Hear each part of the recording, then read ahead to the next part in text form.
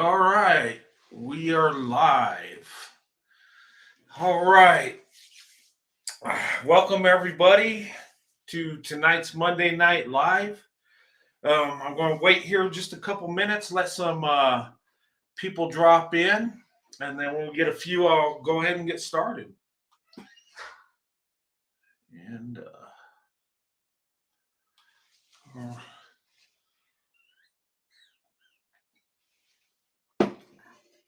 all right.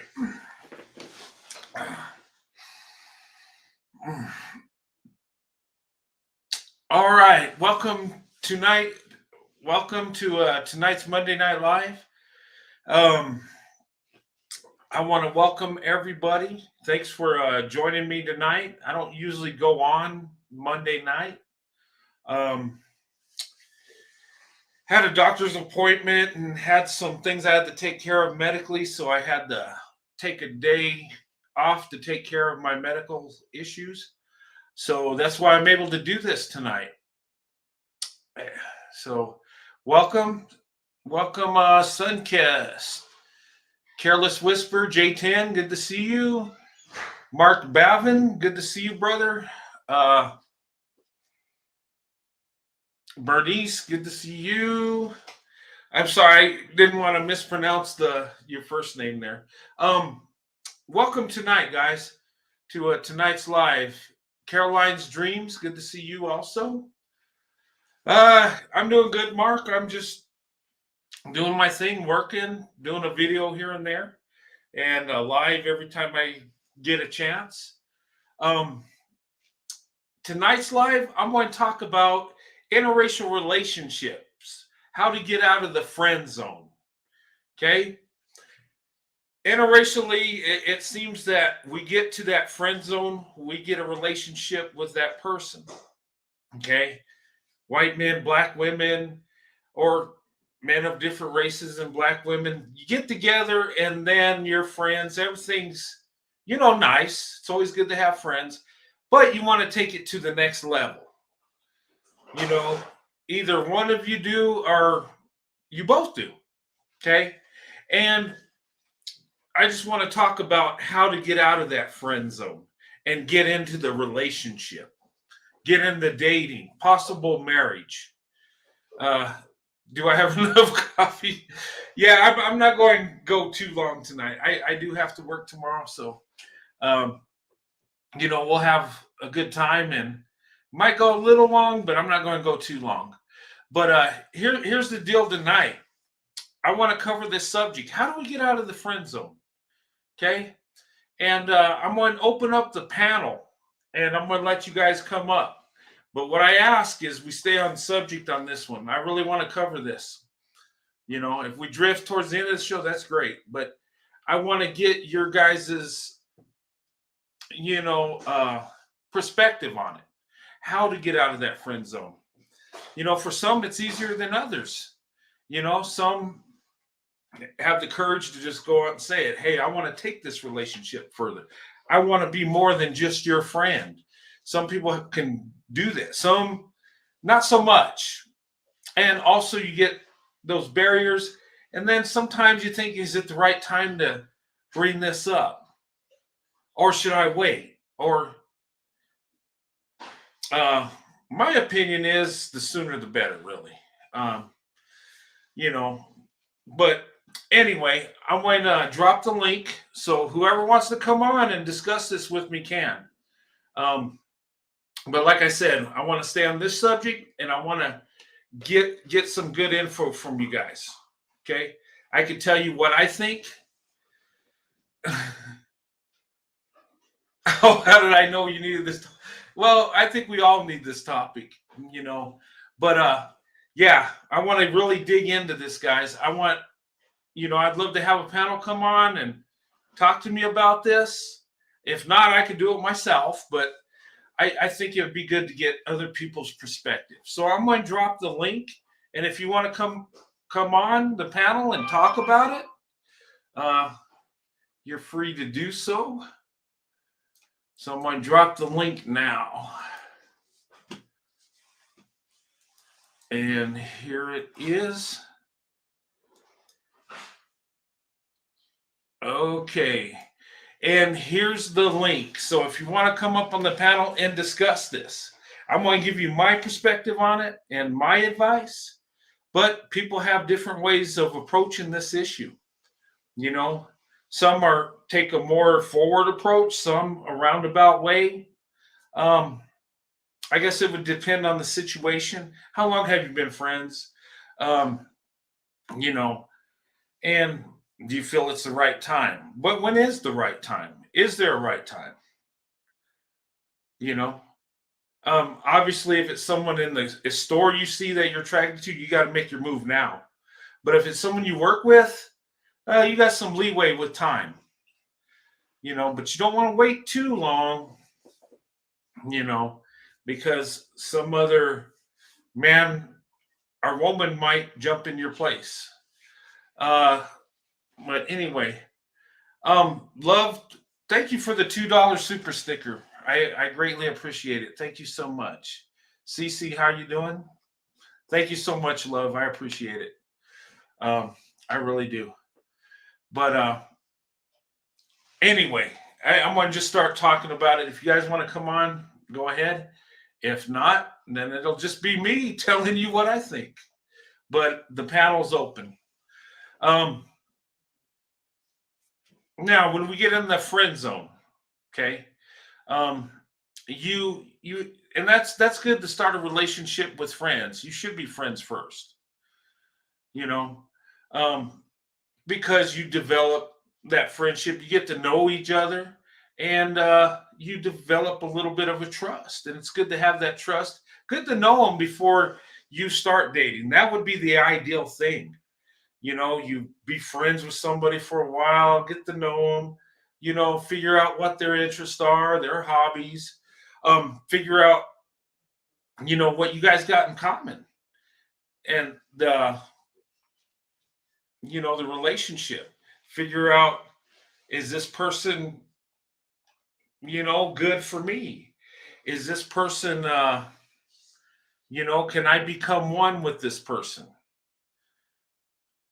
Oh, Mark, 500 subscribers. Good job, Mark. Keep it strong. Get that 500 more, you get monetized and stuff. And then we could start hitting up your, sending you super chats and stuff. Uh, but anyway, it's good to be friends. It's good to get to know each other. Okay. And you learn about each other. You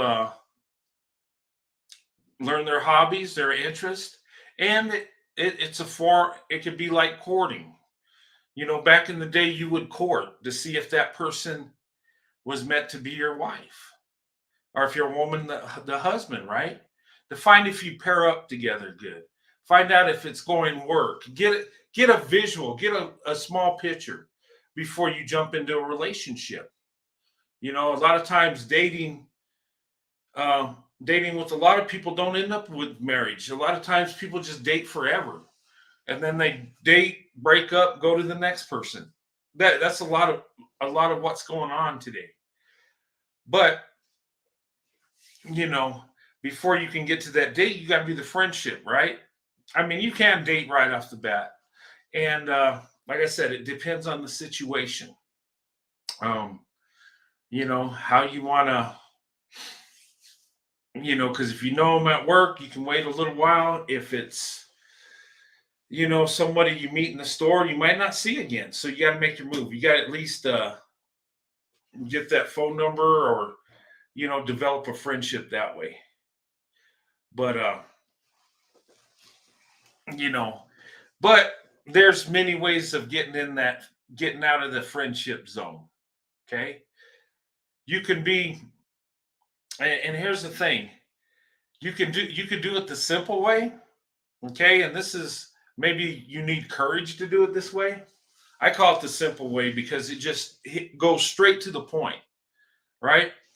If you're and the guys should be the ones doing this. Women do it too, but you tell them, look, we're being friends, and I think we should take it to the next level. I want to be more than friends. I care for you more than just being a friend. Okay, you say something like that, and then guess what, guys? When you tell the woman that, Now she has to make a decision, right? Now she's either going to tell you one or two things. Either, you know what? I'm glad you feel that way. I want to take it further too. Or she's going to say, you know what? I value our friendship, but I think of you as a brother and not, you know, not as a boyfriend or going further. But at least you know, right? That's the approach I think men should take, right? But you can go a roundabout way. You can hint. Um, I think it's best to just be forward. But there are some things you could drop hints, and you know you can ask, what do you think about us? Could we ever be more than just friends? Um, I really don't. Uh, in my situation, I always had to come to the point where, and it would take some time to get my courage, but I'd always end up going to that place that, hey, I want more than just hanging out and being friends. Okay. Um, but there's got to be a way to get out of that friend zone. Um, unless you don't want to, unless you just got a good friend and you want to keep it that way. But, you know, and then that could be the barriers too. What do you guys think? Do you think, getting out of that friend zone? And how long should you wait to get out of that friend zone? You know? But anyway, I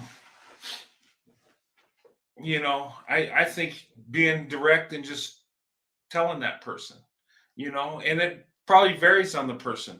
Maybe you want to get to know them longer before you step out of that friend zone, or see if they're going to even want to do that. But how do we take that next step? You know. But anyway, I guess nobody wants to come on the panel tonight, so I guess this is a lone wolf show, a solo show.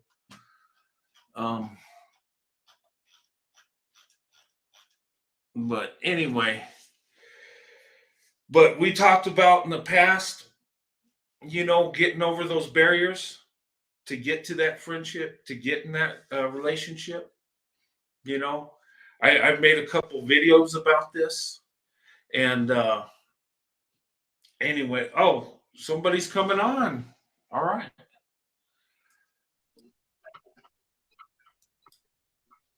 All right, Sunkissed. How's it going? Party people, wake up in the chat. Look, I try to give y'all a chance.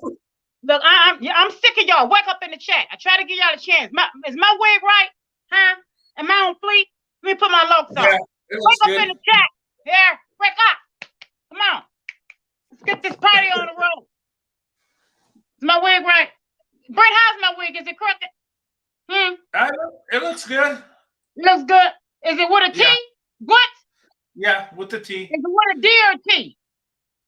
A T. T, okay, we want the T on it. Yeah. Wake up, party people. Okay. Yeah, you know what? Yeah. Yeah, you know what? This is a good topic, but to be honest, when it comes to taking it to the next level, yes, it might have taken me a little bit, but I always just went for it. And to me, it is probably the best way because you find out right away. And because once you make that approach and you want to say, hey, I want to take it to the next level, that puts the ball in her court. She's either going to tell you, hey, I value your friendship, but we can't go no further. Or it's like, hey, I've been waiting for you to say this. So it kind of puts the ball in her court. Now, if the woman does that, it puts it in his court. But and sometimes it happens like that.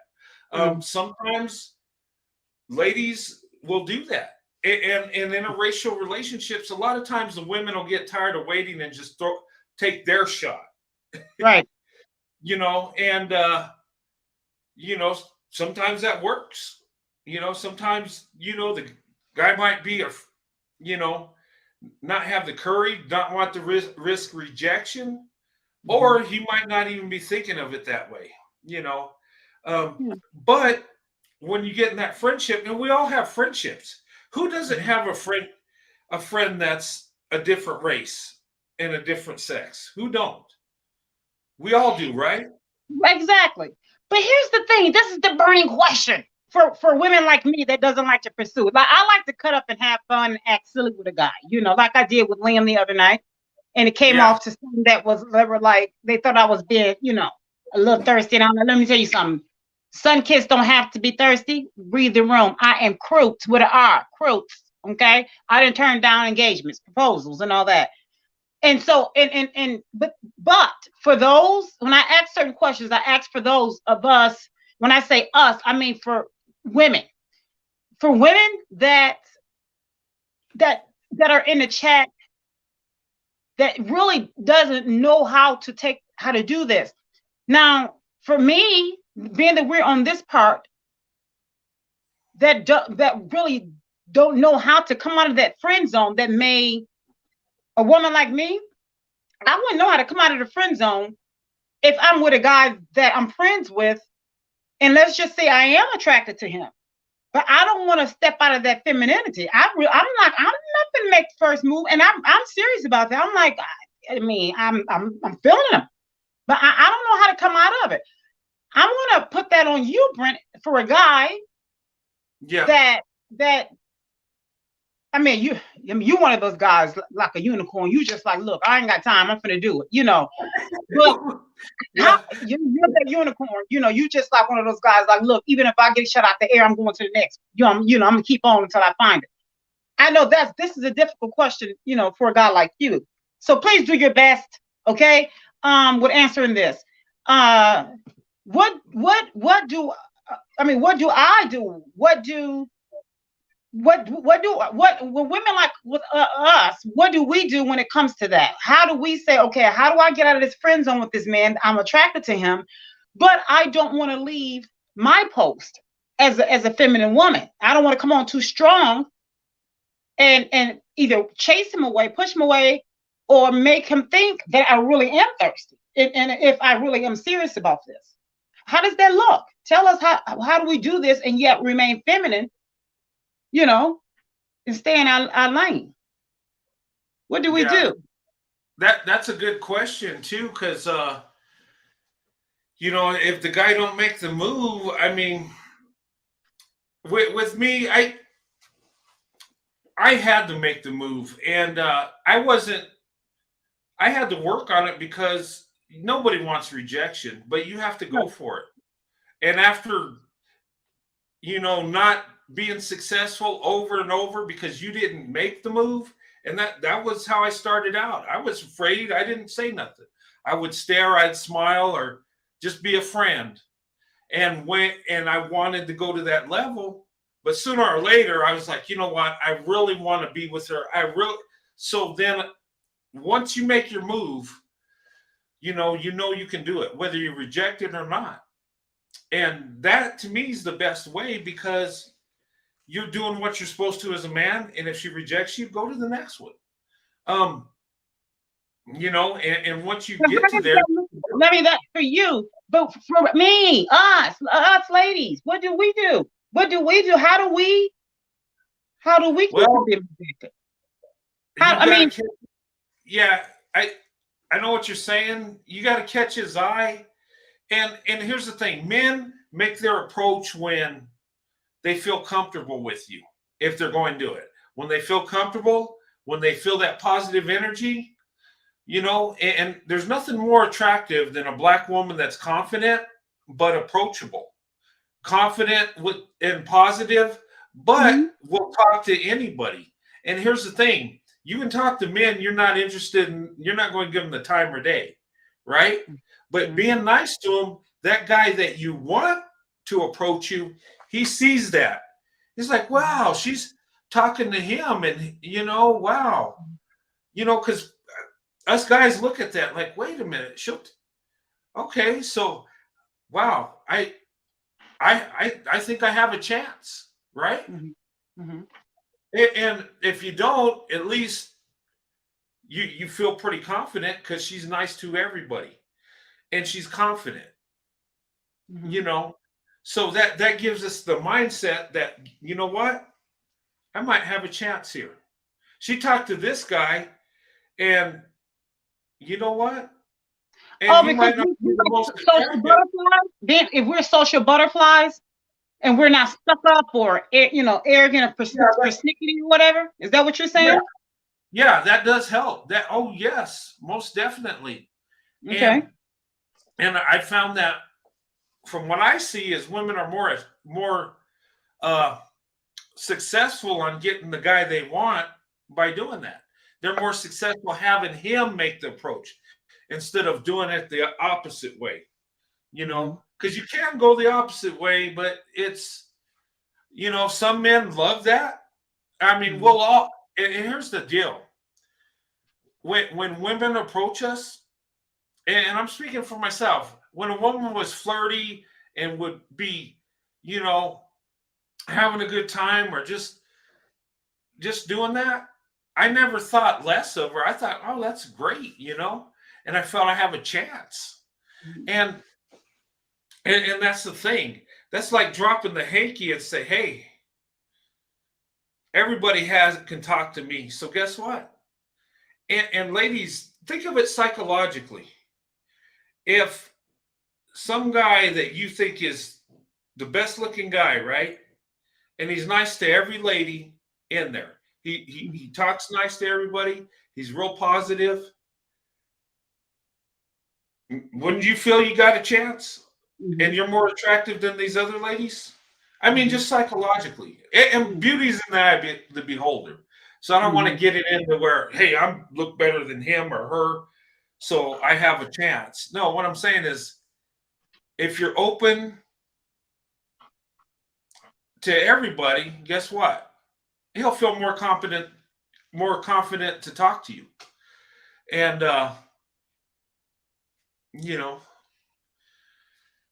to me, that's what I see. That's when I always made my move Yeah. around ladies like that.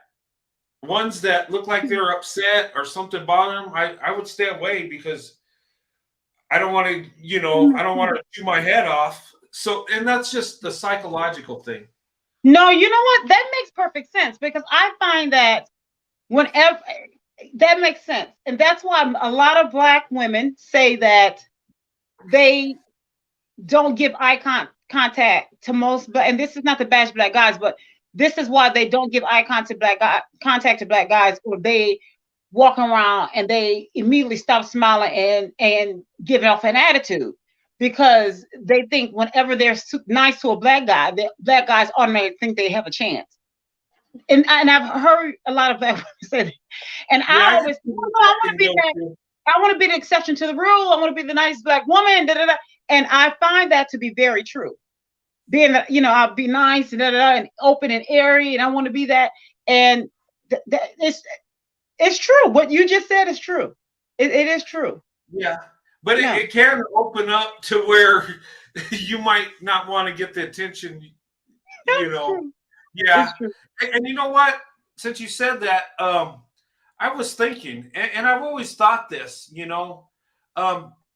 Us as white men in general, we do things. We're kind of reserved. We do things in a roundabout way when it comes to dating and relationships. I mean, not all, but generally, right?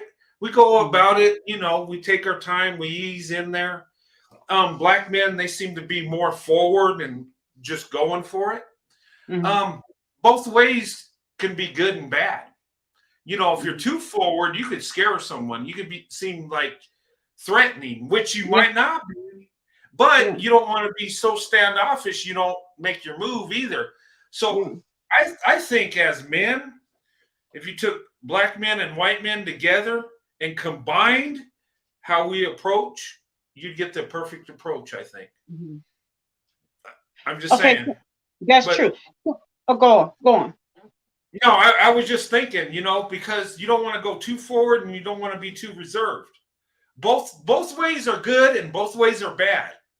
But if you had something in the middle, be forward, but not so aggressive that Mm-hmm. you get a running for the car or not, or just. And I'll tell you something that happened to me back in the day. And I think I was like 21 or so. I was at a club, right? Mm-hmm. And there was this black woman there, and I said hi, talked to her a little bit, and then she just went about her way. And I was just standing there, and I was with my friends, and she came up to me and she just hugged me, embraced me, and I'm like, what the heck is going on, right? I'm like, okay, I didn't expect it.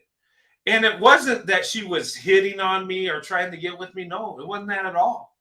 It was she was being pursued by this guy and she was scared. And she seen me as maybe not so threatening to make him think that we were together. Mm-hmm.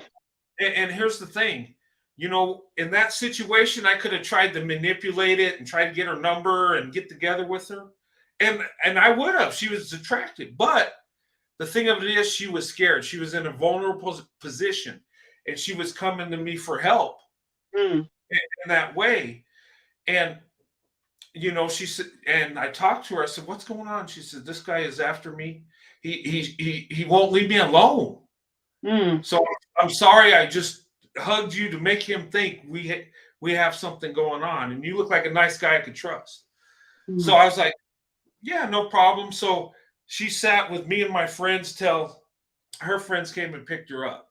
Wow. And, that was a situation. And see, I heard a lot of women tell me that sometimes guys get too aggressive, Mm-hmm. and some men don't take no for an answer. They throw a fit and lose their mind, and they may even assault the woman. So, I just thought about that, and that was, one of the weirdest things. But that poor woman did that at Mm-hmm. crying for help. Mm-hmm. And you know and I think as men we need to respect women more. If she Mm-hmm. tells you no, if she rejects you, Mm-hmm. go to the next one. Mm-hmm. you know Yeah. but And, anyway. and like you said, we always say here on this channel, it's balance. Again, and boundaries are balance. You got to respect the boundaries. It's all about balance. And then too, like we were saying about about this topic about um, even in the friendship zone, once you meet that person, whether it's at a club or what have you, and that person invites you past those, up to those boundaries, you can pass those boundaries. Say, okay, you can. I invite you past these boundaries because you're somebody that I trust and somebody that I want to as a friend. And once Mhm. you get past, you get to that friendship zone, a lot of people say, okay, like you mentioned earlier, and I like the way you put that. The fact that it's opposite genders, then you come from two different races. So that's, those are two different burdens that you have to get past because we don't know how to read each other. These are two different rooms that we're coming from. Mhm. So, the topic of this conversation today is again, how do we get past, the fear of getting out of that friend zone and getting past the fear of rejection, if there is going to be a rejection, or maybe Mhm. not. But how do we know that? How do we know that? And how does that look? How do we get past that? And if we get past that, or if there's a possibility, again, as I was saying earlier, if I'm going to remain, if I'm thinking he's taking too long, if I'm attracted to this guy, Mhm. and I just dropped out like 10 boxes of Kleenexes, and I made this thing here, Brent, this Kleenex box here. Oh, Isn't it cute? yeah, it is. I knew we were going to be talking about Kleenex, so I made this. I don't know if you could see this, Brent. Let me see. because I did this, and we were talking about dropping clinic tissues. And so I am going to be dropping tissues, right? I don't Uh-huh. want to be taking 15 of these boxes home with me every time I go out and laugh and talk with this man, or we go hiking, or we go galloping on all these horseback rides and all this stuff. I don't want to be bringing. Listen, I don't want to be bringing all these home. Okay, I want to be able to say, okay, all right, I think he picked some up, and then I get all excited. I'm like, okay, how do we do this? How do I do this? I want this man to move faster, but I don't want to, like you said, scare him, get so aggressive, and scare him away. You know what I'm saying? I want to let him know that I like him, but I don't want this energy to be so heavy and I push him away. I want to be able to, remain feminine. He picked them up, and the next, voila, wedding bells are ringing. I want that. How do we do this? Like you said, like we were doing the other night with Liam, acting funny, acting silly, having a good time, letting him know that there's some interest there. Because a man don't want anybody boring and all that. And he don't want a one-trick pony. And don't be fake and try to be so coy and change your voice and pretend like you're so demure and so coy to, oh my goodness, and you're being something to someone that you're not. Because you're going to keep that up, So how do you stay in between, be yourself, not come on too strong, and you want him to pick these clinics up, but how does a sis let him know? You mentioned this, you've been dropping some gems and some nuggets. So how do you what are we looking for from you to let us know that he's doing this, so we can just kind of relax? We don't have to get our paranoid and scared thinking he's not. How does that look from you? How do we know that you're picking him up? How would Sandy, no disrespect, I'm going to ask this question, but I promise you I'm not hitting on your husband. How would she knows that. Sandy is going to beat me up. Okay, so how would I know, us as women, how do we know? How do I know that you're picking them up without us getting paranoid and thinking you're not? How does that look? That's a good question. And it depends on the man. He might not even know you're dropping those hankies. That's what I'm saying. That is so heavy. It's like that. Those. You know what I'm saying? It's like a vague thing, and that's why this is a good topic, because there ain't no real answer unless you can read minds, or unless he just goes for it and says, "Hey, I want this to go further. Let's do this." Or hey, I want to be more than just friends with you. If he could go there, that would just solve a lot of problems. It really would. Yeah. And it would let you know whether it's going beyond that, because sometimes women just like to have friends that are guys. Yeah, because he told me, listen. He told me, he said, look, I don't need any more friends. He just told me, I don't need any more friends. I have enough friends. Because I thought he was like, what are we doing here? And I said, I thought we were just friends. I don't need no more friends. But some guys aren't able to do that. They just be like, oh, okay, we can be friends, and they don't mean that, because he's afraid that you're going to leave, and he'd rather stick around and do whatever. Hey, you know what else too, Brent? What about the guy just being available? Just being available to her, being her handyman, and maybe us women, maybe we can just sometimes be the damsel in distress. Maybe, can you pick up my mail when I go out of town? Could you could you just sit at the school for 5 minutes? I'm on my way, or 10 minutes. I'm on my way. I'm at the light, and you're across the street from my child's school. Could you just sit there in the parking lot while Timmy is on the step, and you sit in your car and watch him? Don't sit next to him. Just sit in your car and watch him. Don't sit next to Timmy. You know what I'm saying?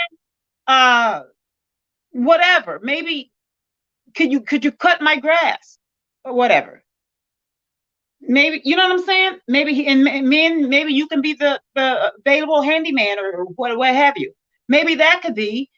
And Does that work? Yeah, it could work. And you know what?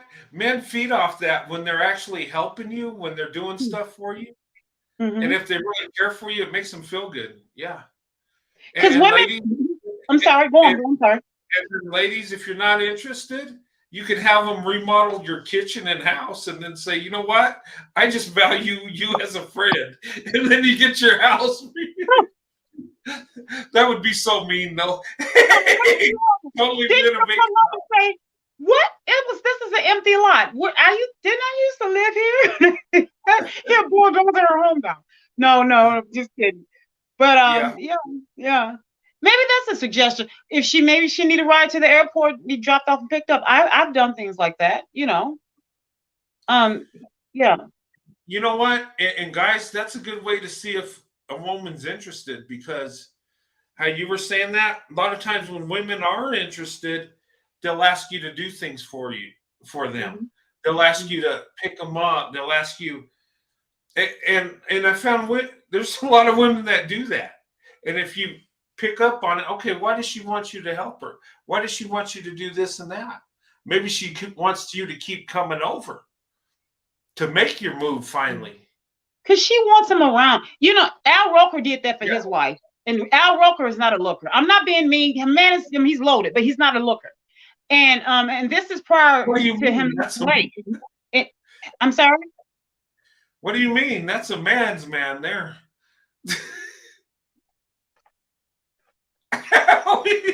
I'm just joking.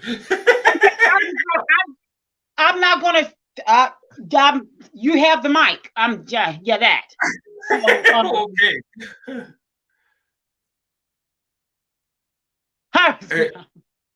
What trying to hire us men out? Yeah. Any handyman out here? Maybe you can renovate some ladies' houses. And then after you're done, then you'll find out if she's interested. Listen, women only want men around like that constantly hey, that's right, send her flower. Hey, Akita, hey, you know what, Brent? Akita, why are you always on my side? Huh? Telepathy. Great minds think alike. I like you, girl. You're my friend. You know that. Listen. Yeah. Hey, wow, that's a good way to break the ice right there. Flowers. Brent, we talked about this one time, kind of on those lines. Didn't we talk about that somewhat like that? Only let her know. And you know what? And then if she rejects you guys, you could say, well, I always buy my friends flowers. No, but that is a good idea. Yeah. My hair is looking ugly, but listen, here's the thing. I want to say the thing about the flowers. I watched a YouTube video on this lady that said that she appreciated flowers, but the man didn't buy a vase and plant food. And I don't know if you guys seen that. Yeah, but you know what? Like, Akita, here's the thing.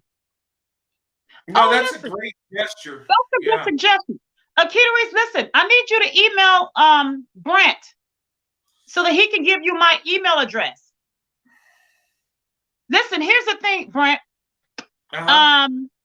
Listen, my Tisa voice. I love Tisa. Listen. Okay, listen, Brent. It's a secret. It's a secret. Okay. Okay, guys, listen. It's a secret, you all, but this is a secret between Britt and I and Akita because it's all of our ingredients. Because take what Akita just said with sending something, and then if you guys is out there, if you send something, if you want to come out of the friend zone, women love little bitty things. Brent, I've told Brent this so many times on the show, and take what Akita said. If you guys get something like, for instance, get a piece of paper, get some scrap paper. I love writing. I'm always scrap paper, and you can do stick figures and say, do you like me? Like from elementary. circle yes or no, and do stick figures between you and her. Do it in like color pencil or something. Do it elementary. Put it in an envelope and mail it to her. Take it to the post office and mail it. Things like that will let us know that you put thought into it. I kid you not, hands down, she will fall for you. It's like little intricate thing because she'll think he actually put thought into this, even though it's elementary and you didn't, but you did.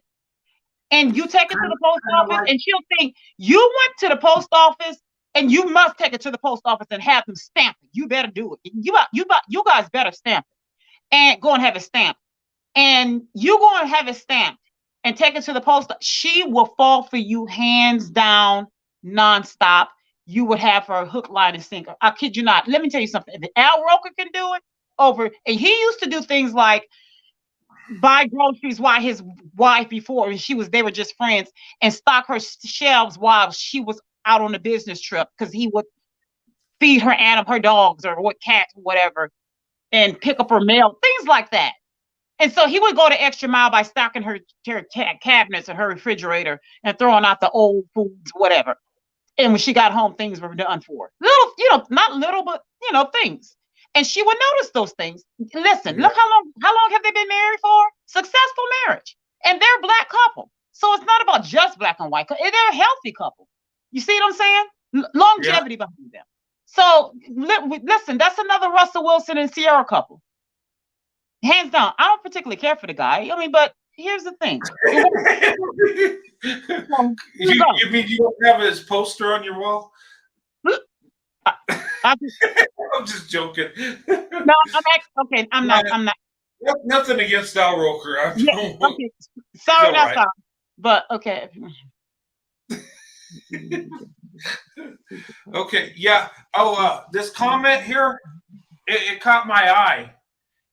It says, yeah, and I think it was a message back and forth, but yeah, it's not even the rejection, it's the looking stupid that kills. Or thinking, why not? Doesn't he like me? That is the worst part of it all. It goes south. Yeah, you know what? Here's the thing. What you just said, I've been there so many times. And we all go there where we get rejected and we feel like it's stupid. We feel dumb. We feel like, why don't they like us? And in an interracial situation, when you get turned down, and I've been turned down by Black women where I felt like, gosh, she thinks I'm stupid. And it just felt so horrible. And that is the worst part, but we all go through that, men and women. But I tell you, when the one says yes, it's like you hit the lottery of life. It's like, so you can get, it's not always like that. I'm about to cry. You know what? I'm such a wimp. Okay, you know what, Olivia Jones? You know what, Brent? Let me just do this sidebar right now. Okay. I love your platform. Thank you again. I always want to thank you whenever I get a chance to, because it's the Olivia Jones that I love, that are brave enough to be vulnerable enough to come on here. And I just have to say this, that when we have the Olivia Joneses to come on here, when we have the Akita Reeses to come on here, y'all know who I'm talking about, the Sun Kissers to come on here. When we have these women, we have the Carolines and the Dreams. Oh, everybody that who you are. All the Denise Tuggles and all them. I hate to leave y'all out. I want to shout you, all y'all know who I'm talking about. My mama, Chris, and all that. To come on here and be brave enough to say, how do I do this? I love you to my punk. I love you, my baby. It's my baby girl. When y'all, okay, if I start crying, I'm trying to keep my thug on for real.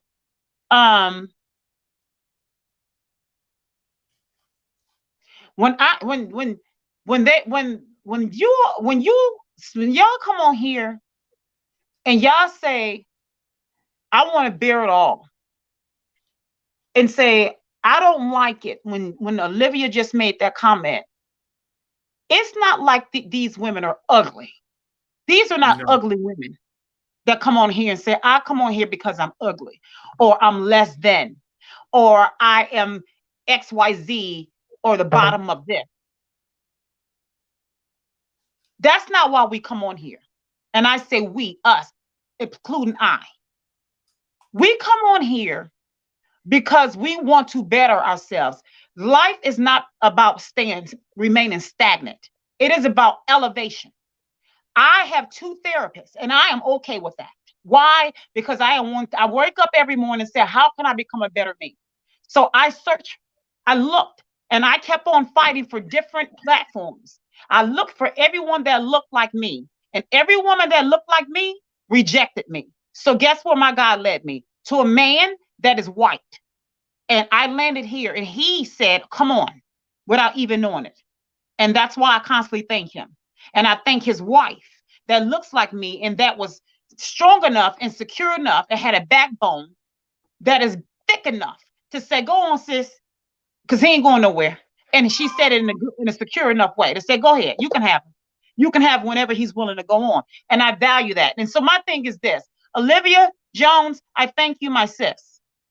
So the ones that come on here to make really, really good vulnerable comments or exposure to themselves, to say, I don't like it when I get tossed any type of tomatoes, when I try to step out to say, here's some of my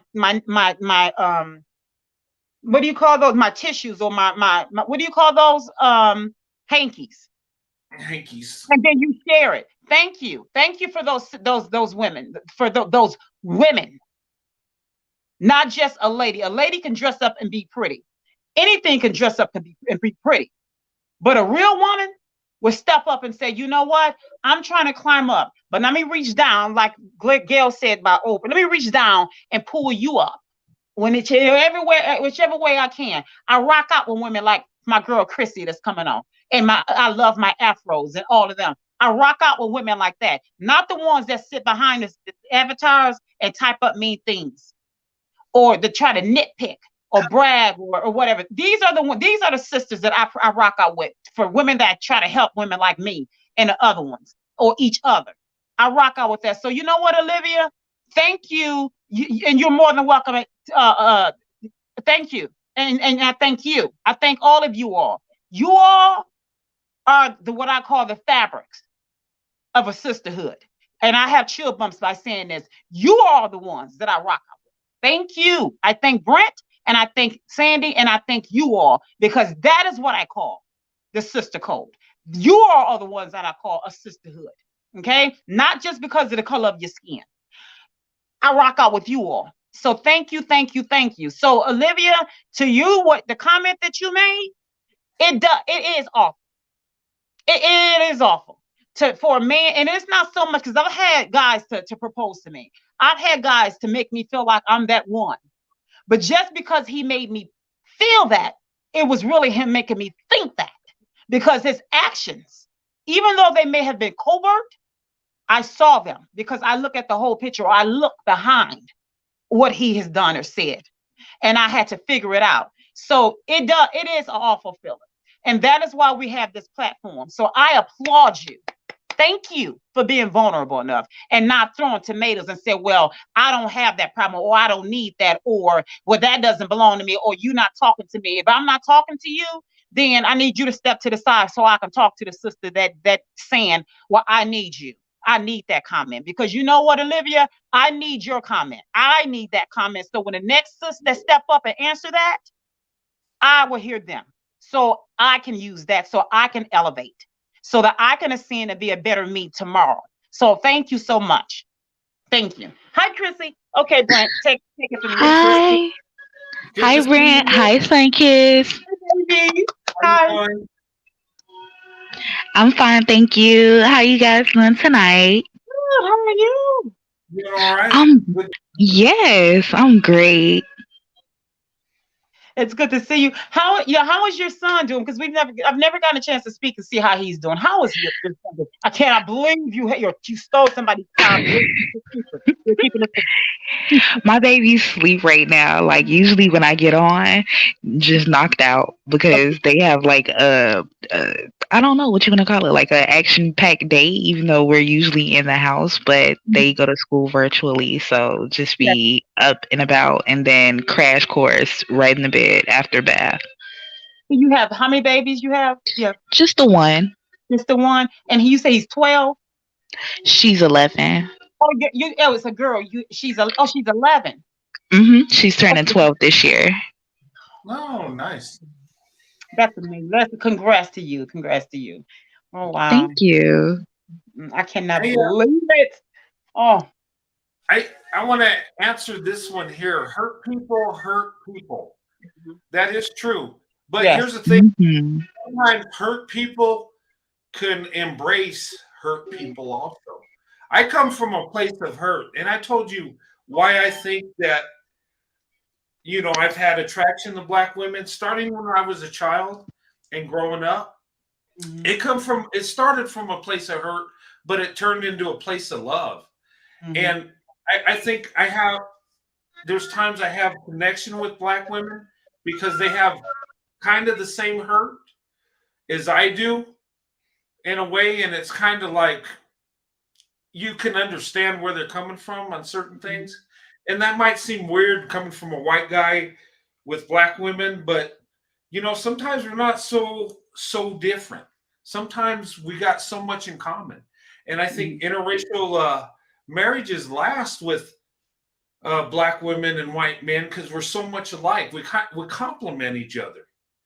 We're kind of in the same roles coming from our communities, and I think that's why it works a lot of times. I think that's why our marriages are lasting the longest. It's not that we're better people; we just complement each other better. I think. Yeah, Um, and to Karen, I know you're right. Hurt people, and I've been hurt a lot. And I was rejected from the day I was conceived, literally from the day I was conceived.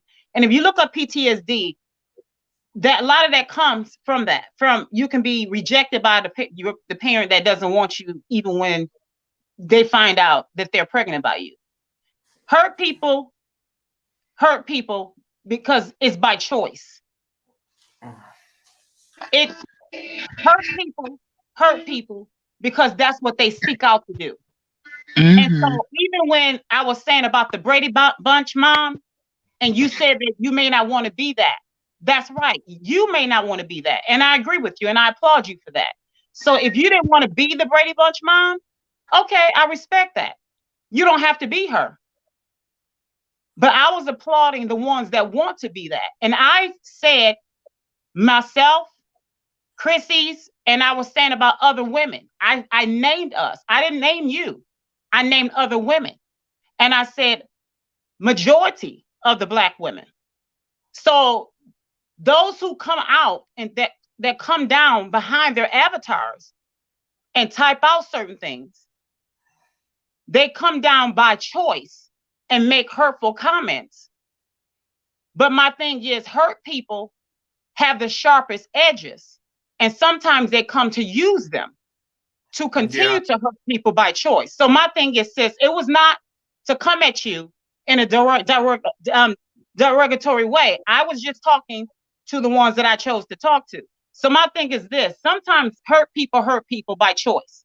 But my thing is, I applaud the ones that are here to embrace each other, as I was saying earlier. But you're right, hurt people do hurt people. yeah, and a lot of times we're all guilty of that. I've hurt people because of my hurt. I have, but you know what?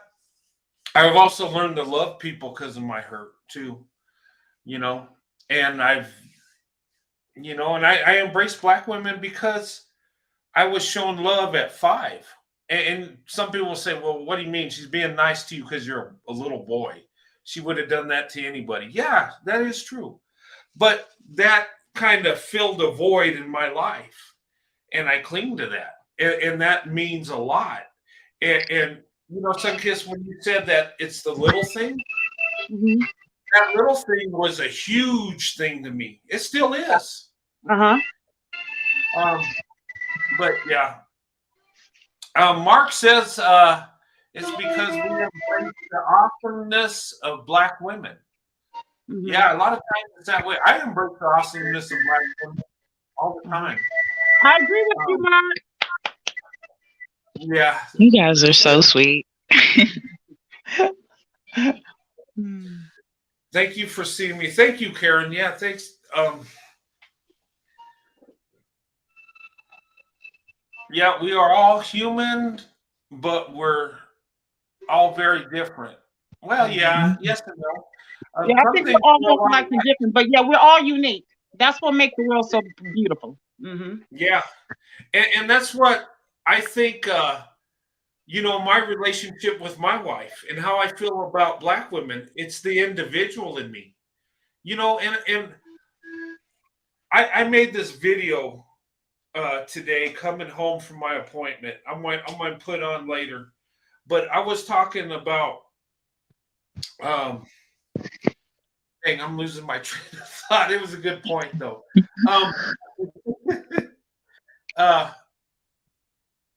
Yeah, I forgot. Yeah, I agree. I'm sorry. Go on. No, go ahead.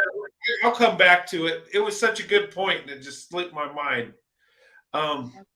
Yeah. Oh, what I was going to say is, like Karen says, we're all human and very different. But you know what? Me being an individual and starting as a child, that I could see true beauty, that I can cling to another group of women than the ones I'm around, and I can find that other group more beautiful and more caring. And you know why I could do that? First of all, nobody told me I couldn't. I wasn't raised to think negative about other people, but I was doing it as an individual.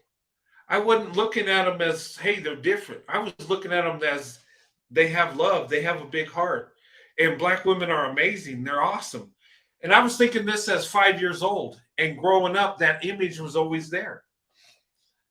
And when I say when we can come together, because look, we're all friends, right? We all have friends that are different races. We don't live in a segregated world to where we don't see other people. We see people every day. We see them at work. We develop friendships, and as we do that more and more, people are starting to branch off and date interracially because they find out, hey, there's Black women that say, hey, that white guy ain't so bad. He's not really a weirdo. He's a good guy. Wow. That's and the guy might say, wow, she's not loud. She's professional, smart, and just killing it in the corporate world. So, wow, okay. We're seeing truth instead of stereotypes and generalizations. But anyway, I don't want to get sorry, ladies. I love it. You nailed that's enough said. That nailed it. I love it. I like what okay, I can't see. Let me hold on. I need Braille. I know I need Braille. Okay.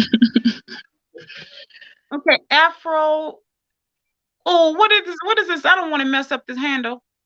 What is it saying? Afro Angelique. Oh, Afro Angelique. Y'all be killing these handle. It'd be sharp. How do y'all come up with y'all? I'm Jay. Okay. It says sometimes the people that are the most vicious need the most love and care. You know what? I found that to be true to a certain degree. If they're not narcissistic, I totally agree. I did that with my egg donor and a lot of my relatives, and they had a hole at the bottom. They did. It was like, and it took my sister to say that. She's asked me, she said, you notice, no matter how much love and how much you buy and buy and buy and give and give and give, you notice they can never say no, and they never it's never enough. And I was like, oh my good, 46 years, I had never, and I said, you're right. And she said that, and I said, okay. So, but that is absolutely true. The Afro, okay, say it again. Afro and Afro, what now? Angelique. Afro Angelique. I want to get that right. Afro Angelique, that is a mouthful. Absolutely right. Absolutely right. Yeah. If it's that person is fixable and healthy in the roots, you're absolutely right. I agree. And here's a question too. I see this one a lot. Where are the single white men who want to date black women? You This know is what? universal. Hey, here's the thing. If I knew the answer, I would be a millionaire tomorrow. Oh, a billionaire. If I could tell you that. And here's the deal. Actually, they're everywhere. White men that want to date black women are everywhere. And Yeah. what do I mean by that? They're in every community. And here's Mhm. the thing. White men do not go out and broadcast that they love black women. Only I do that. I'm the weird one. No, there are some of us that do that, right? But most do not. Most date and marry black women. They're not out advertising it. They're not out, telling people their life story. Mhm. And you see the numbers increasing, but you might not see it in your neighborhood. Some neighborhoods you don't see interracial relationships. Some places you see it all over the place every day. It just depends, but it's happening everywhere. And a lot of white guys, sorry to say, ladies, they're in the secret swirl society. What I mean by that is they keep it on the down low. I, Now, Chrissy, you mentioned some good suggestions the last time we were on here that we were talking about this. Remember, Brent? Didn't you mention some good places before? yes, we were going back and forth with them. Even like what you were saying, like when you were telling I think one young lady who asked the same question, you were like, you should take up square dancing or go horseback riding. Those are definitely some great activities. I think Indiana mom mentioned Home Depot, go there. Even if you can't fix anything, you could just drop a handkerchief like Brent said. And then Mhm. have to run into your future husband or date. He might have a friend. I say go to a lot of different artsy events, especially down here where I'm at. We have like certain hot spots, as I call it, that are more for the creative types. If you're into poetry or you're into different individual independent artists, you can definitely hit up the Brickell or the Wynwood area, because you're bound to find not only just white guys but Asian, Filipino. Like, it's a little bit of everything, because we're literally a melting pot. The Mhm. beaches, try some golf clubs, just different activities from your norm, and you're bound to run into something absolutely different from what you're used to. Exactly. And because you were slamming some good ones too, along with this right here. See, and that's why I'm like, they're there. But the thing is, whatever I and this is what I've learned. Whatever you're interested in, you have to put yourself in that that diaspora. You have to, if you like Mhm. shoes, you can't go where they're selling a lot of dresses. I mean, Exactly. and I know that's a horrible analogy, I think, but you seriously though, it's like if you want to go to a shoe sale, you cannot go where they're having a dress sale. You have to go Right. where they're selling shoes. You know, Exactly. And it's the yeah. same with dating. Like, if you know that you want to preferably get a white guy, and you might be in a town where you're in a predominantly black neighborhood, go to the areas that are like the suburbs. Go to the better areas where you're more prone to not only meeting a white guy, but more of the blue collar or the white collar men. And then you'll run into them. Like, on the days, like, just dress up, Yeah. put on your best shoes, your best outfit, wear something different Ooh, from what you're used to wearing, because you want to attract a certain type of guy. I'm not saying, pretend to be something you're not. No, be yourself, but you have to dress the part. That's it. That's it. you know what? And Keita Reese, I'm sorry. Go on. Go on. Oh no, I just wanted to make a point on this because this was a situation back in the day when I was young, right? Mhm. I went with some friends to this country club or whatever, and they had country music. They're line dancing and stuff, and I didn't know how to do that stuff. But I hung out, and there was a black woman there, and I was like, I was like, oh, okay. So I approached her, right? And she was all in the country music and stuff, and it was like, wow, I did not know that. But seriously, she was. And stuff like that. Here's the thing. She and she was probably doing what you guys were saying, going where you like, right? And just being into that just created so many things to talk about. Because here's the thing, guys.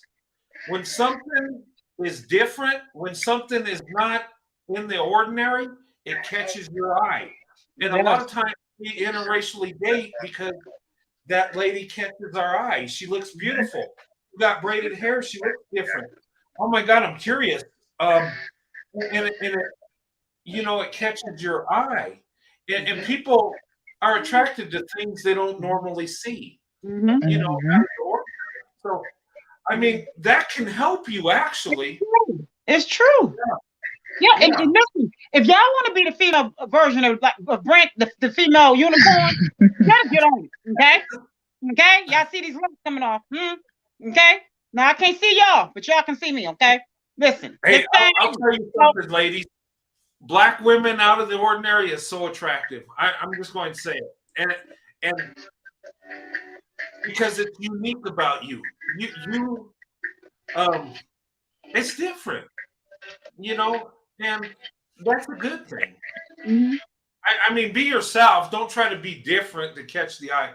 But what I'm saying is there's certain things about us that are different, that makes us unique.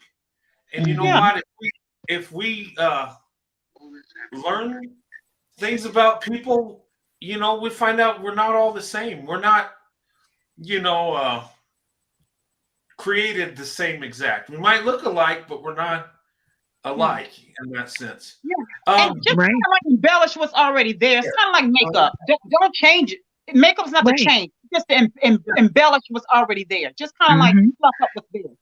Accentuate your strengths and your positives and whatnot. Just like if you were going for a job, I think we should probably have that same mindset. Like if you were going for a job at some high corporate place, you wouldn't dress as if you were going to work at Dollar Tree or Family Dollar. You would have a whole different atmosphere about yourself. You would dress for that part as if you've already gotten a position. Your girl got the Donna Karen suit. I'm so tired of that Donna Karen suit. That Donna Karen suit, honey. I'm so tired of it.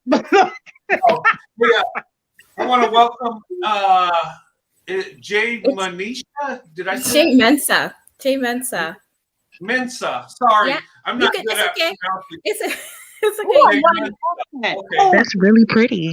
I want your teeth. Oh my teeth. I don't like you because you have pretty teeth. You have to go away. We don't like you. You're so pretty. Hi, Sis. How are you? Hi, everybody. Brent, I've been following you for a little while. I was also on Miss Anita's channel as well, and so I just thought I would come on today. I'm Josie. You can call me that. Maybe it's easier. And I know that you guys. Yeah, you can call me Josie. And I know, like last live, I think you guys were talking about Canada, and I'm from Canada. So if ever you guys do kind of like, you come around, definitely let us know, and maybe we can all get together for an in-person down the road. Oh yeah, that'd be awesome. I don't know. I don't know anything about Canada. I've never been there. I know they play hockey, and I like hockey, and that's awesome. But there's more to it. There's more to it. I know there's more. We're also swirling in Canada a lot, so that's something as well. Yeah, I've seen it. It's awesome. She said swirling. Brent, did she say swirl? Did she use the word? Did she say swirling? Hold on. She said swirling. Hold on. Let me do my. Hold on. Hey, Let me. Did she say swirling? I think she did. You don't know what you just started. I don't know either. Hey, that I wanted to piggyback. I wanted to piggyback on what you guys are already talking about with, like, I think Black women being in the right places, right? So I think it's definitely communities. It's definitely going with one's interests, and also like maybe people you know right now in your own life, right? So there might be, the guy. I remember one girl, was she in the last one? She was talking about the guy at the grocery store, like people like that you don't think are maybe into you or expected, and just striking up a conversation that always seems to work. So sometimes it's just even a question. No, Josie, you can't stop there. You better embellish on this conversation. Take it from the top. Take it from the top, Josie. You can't stop. Them pretty teeth. I know you use them teeth. How do you come on? Spell it. My God. I don't have any special magic. I promise you, I don't have any special magic. Give us an example, Steph. Give us an example. Just say, okay. Come on. I'm the white man.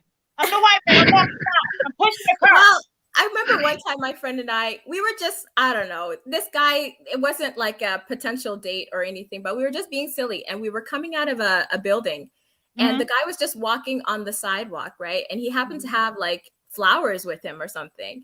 And we were just joking with him. We said, "Oh, are those flowers for us?" And then he was like blushing. "Oh, well, ladies, And so we were just like being flirty and ridiculous, but like little things like that, like, or just even asking a question like, "Hey, I'm lost. Can you help me?" Whatever it is, but just something to break the ice, because sometimes they get nervous to break the ice with you. So if you break the ice with them, like even better, right?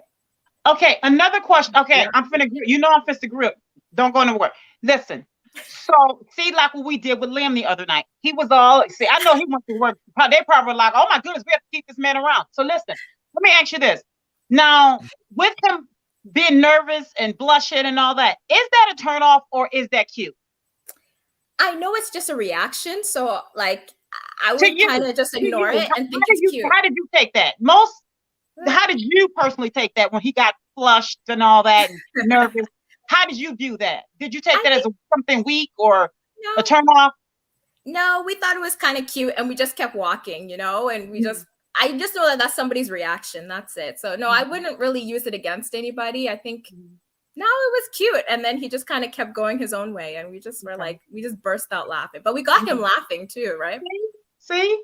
Yeah. And that's what and I'm asking for us as a whole, is collectively, because I think a lot of the white men that are looking on the onlookers, they need to hear that, because I think that because Black men, come off as being aggressive, and they're a lot of non-Black men think that they have to have this quote unquote swag, and they have to be aggressive, and they have to have it all together, have this pitch.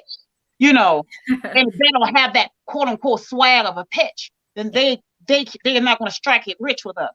And so I want so many non-Black men to know that when they are flustered or they stumble over their words or whatever the case is, we view it as so cute. It's so adorable. And I want them to hear from so many of us, as many of us as they can possibly hear from. So that's why I ask these questions, not just for me or for one or two people. Yeah.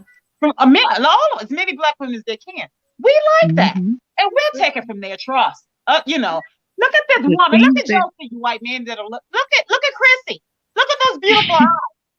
She has Betty Davis eyes, guys.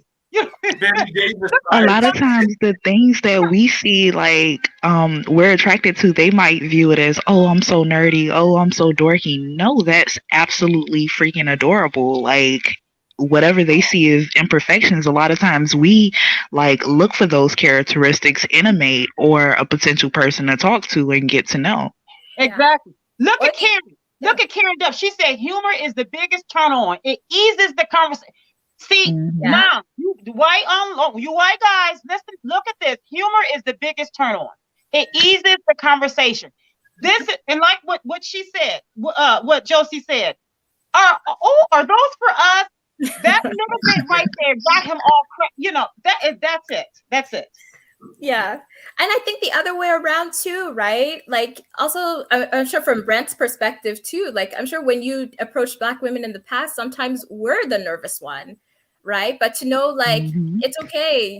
You still went ahead with it, right? So I think that's important. Yeah. Yeah. You know what? And I'll say this, when I approached my wife back in 1993, ancient history, right? We've been married so long. It's awesome, but boy, the years fly by. But when I approached my wife, I was nervous. Mhm. And I've never been the man that's got the suave words that's just cool, calm, and collected. That's not me. I'd be nervous. I would be shaking, but I would go through it. And I asked her after this, I says, when I approached you, were you understanding me? Because I was nervous. I stuttered a little bit. She says, you know what? I knew exactly what you were saying in your eyes. Aww. And she says, you know what? She said, just you coming up to me nervous like that, she said she fell in love with me because she knew it was real, And I've heard a lot of women say this, that when men approach them and they're nervous like that, it's kind of like an attraction. And some have said when a guy's too confident and too smooth, then he raises red flags, Mhm. because It makes you think that he's a player. Yeah, he's got too much practice. Practice makes perfect. Yeah. Yeah. That's it. And as I've said before in some of the previous on the previous panels, that whenever a man is nervous, most women, from my research, will automatically jump in. We'll catch that because we're natural observers. We'll catch that ball and we'll take off with it. Yeah. Just And you know what else is funny, Sunkissed? A lot of times, like when the guys like are super, super macho, right? Like in their approach, a lot of times those are the very same ones that have like more of the feminine ways about themselves once you get past that outer layer. But the ones that come off as like super, shy, kind of stutter over their words or show you like their shyness, those are the ones a lot of times that are the protectors and like have like this true masculinity going on, but in a healthy manner. Yeah. So, and Christy, those are the ones I fall in love with. I do. Yeah. Let me find a man like the brawny man. It almost sounds like you're saying like you crack the shell, right? So maybe there's some type of shell, but what's on the inside is maybe sometimes the opposite. Yes. Yeah. Y'all are spitting. Brent, I'm just gonna let y'all shut the show. We're gonna shut the show down. Y'all can take it from here. How about that? Okay. I don't know. I gotta go to bed at some point, right? So Hey, you know what? We've had those marathon shows. One night was 8.5 hours, and I was like, I think I watched the replay on that one, but I might pop back into the chat. So I'll leave you guys for now. You must. We love you here. It's you. I love your input, Mike, and you're so pretty. Goodness. Oh, thank you. All of you are too. And you're so sweet and graceful. Mike, you're so clever. Wow. I'm like, oh, should I be? Should she be? She coming? Is that good? Oh my goodness! I'm like, I want to be a lady. I want to be a lady with her being here. I'm like, I don't know. I kind of want to be robed, then I want to be a lady.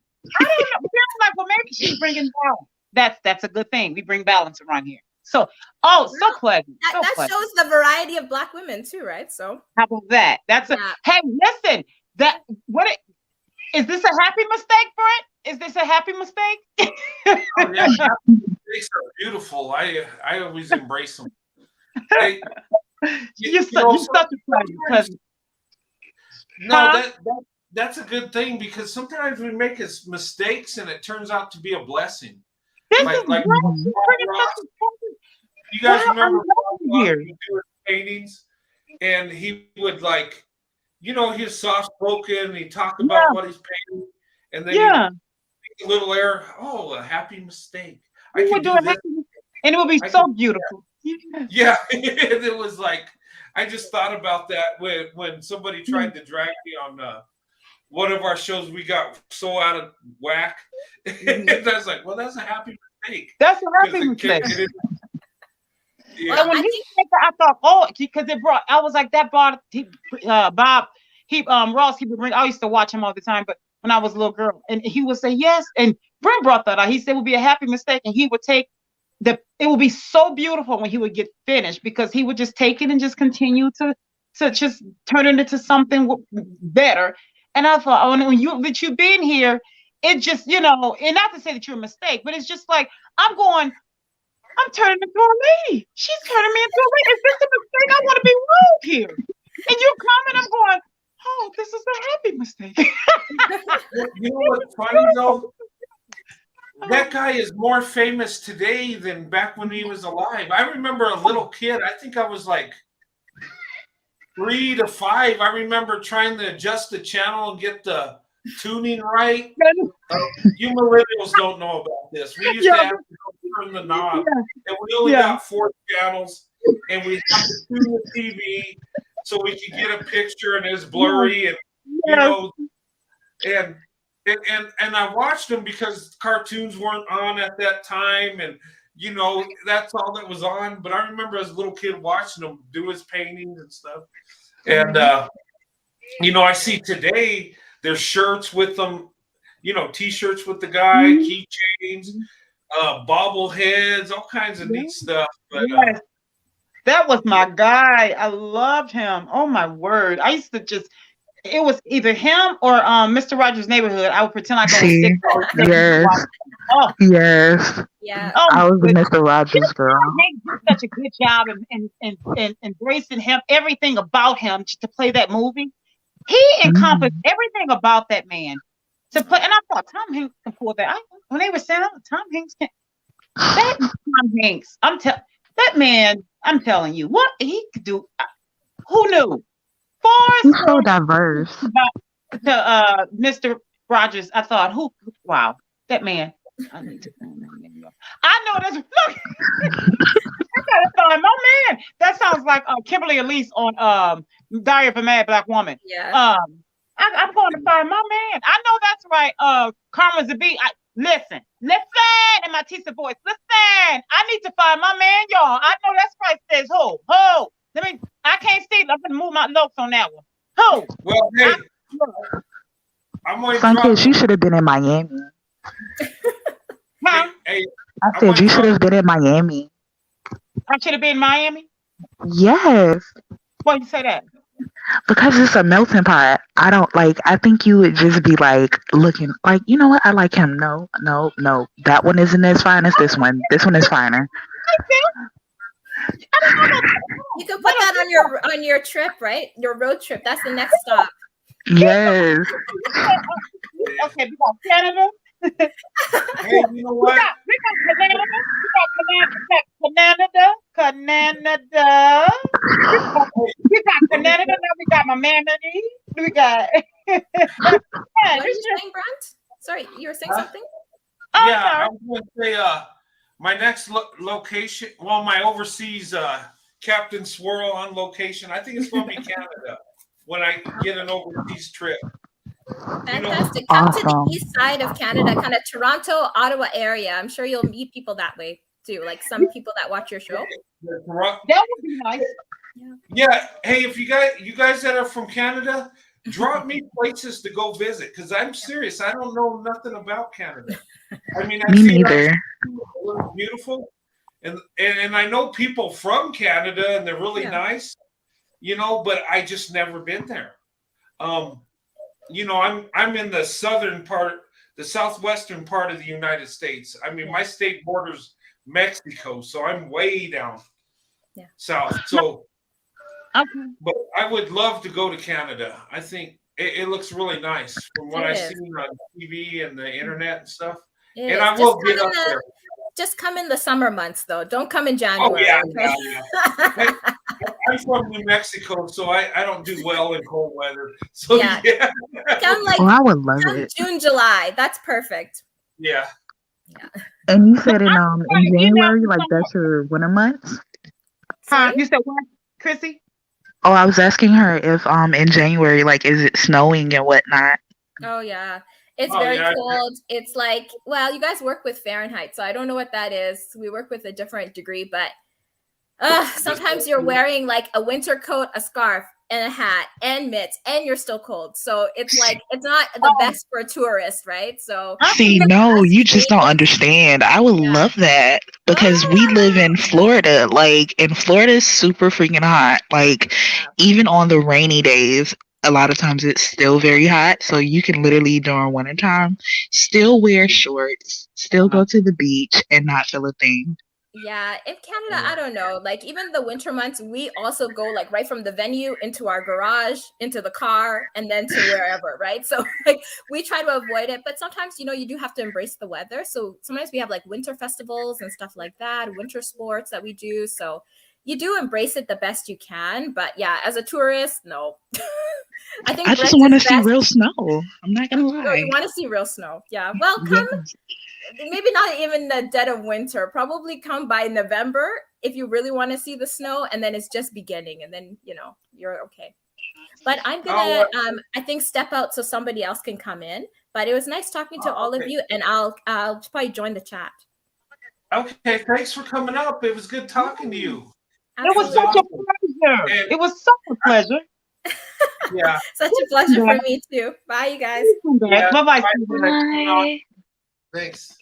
All right, that was a good conversation. Karma says, when am I starting the dating show? That's a good question. Here's the That thing. was a good show. Good show. And I'm speaking to the men. Look, it's up to you, men, when I start this dating show. Okay? You got all these beautiful black women out here, and you need to come in here. I need like 25 guys to come in here wanting to do the dating show. And here's the reason why. Because I got to do it age appropriate. I'm not going to have a 65-year-old woman and a 20-year-old guy, or vice versa. That don't work. I got to do it. I got to, put it together to the ages, right? But what if we like older, Brent? Well, I mean, we can tweak it a little bit, but you know what I mean. I don't want to get extremes in there. Got it. But I need men to come in, because here's the deal, guys. We're at 6,070 now. So 10% approximately is men. Okay, 10%. But that's still 600 men out there watching my show. So I need like 25 or 20, and we can make this happen. I can even do profiles on men and women. And if you want, you could come in and I could talk to you face to face and interview you on, your morals, what you want in life, all that good stuff, right? We could have a fun show doing that.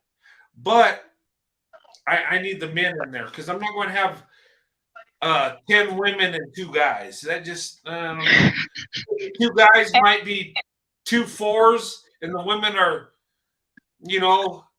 8 9s. I mean, the imbalance. No, all 10. Yeah, all the women on here are 10s. You see the neck on, Brent. You see my neck. Beautiful women on earth are on my show. That girl neck on. Here first. 10. We're not even, you know what? The 1 through 10, it's broken. They're way above that. So how about that? There you go. You got the black girl neck going now. Well, you see the gun? I'll tell you that. Yeah, you see the gun. Okay. Don't get the gum going. Okay. Like the Bachelor, I need a dating show like The Bachelor and Bachelorette. Yeah, that's a good idea. Yeah. You know what? I eventually, if the channel keeps growing, we're going to have a dating show.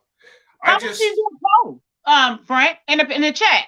If everybody's in agreement with Corey now and Karma, how about they put a 1 in the chat? What about doing that, Brent, and see what everybody thinks? Do what? Let me go ahead and put my 1 right now. No. If everybody's in agreement with Karma and Corey, they put a 1 in the chat. Carmen and Corey?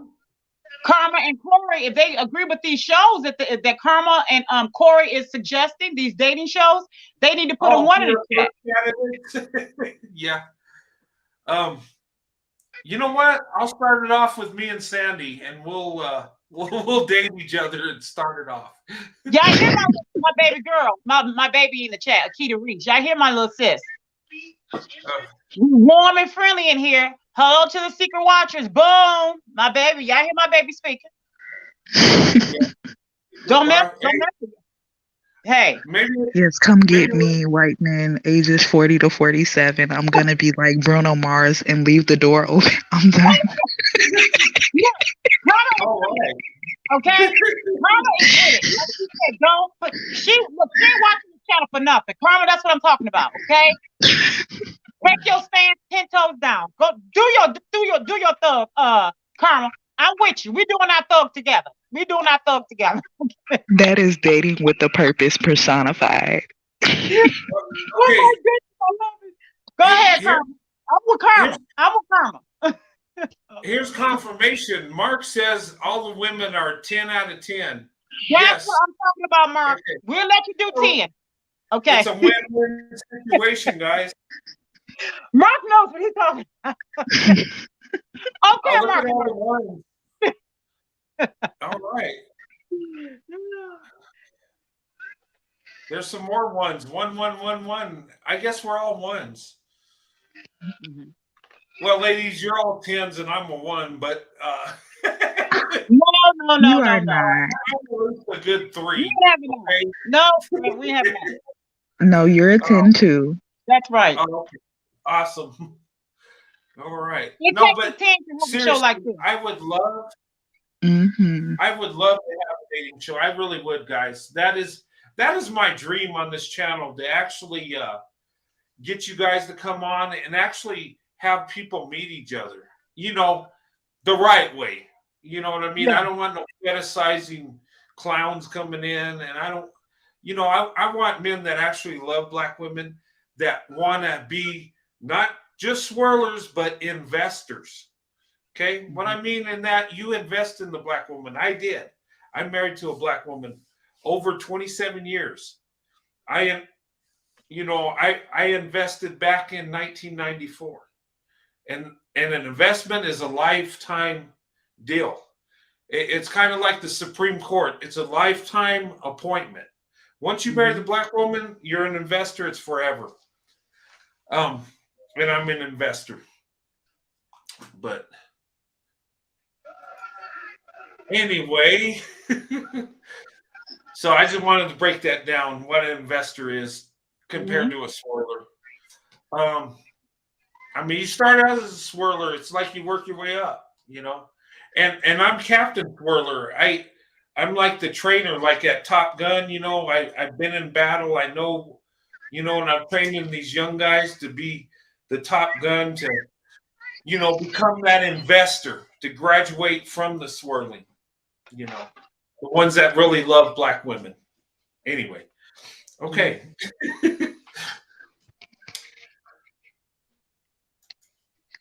Yeah, so, but yeah, I do want a dating show eventually. I do, guys. A lot of people ask me about that, but I need the men to come in, and I like Karma.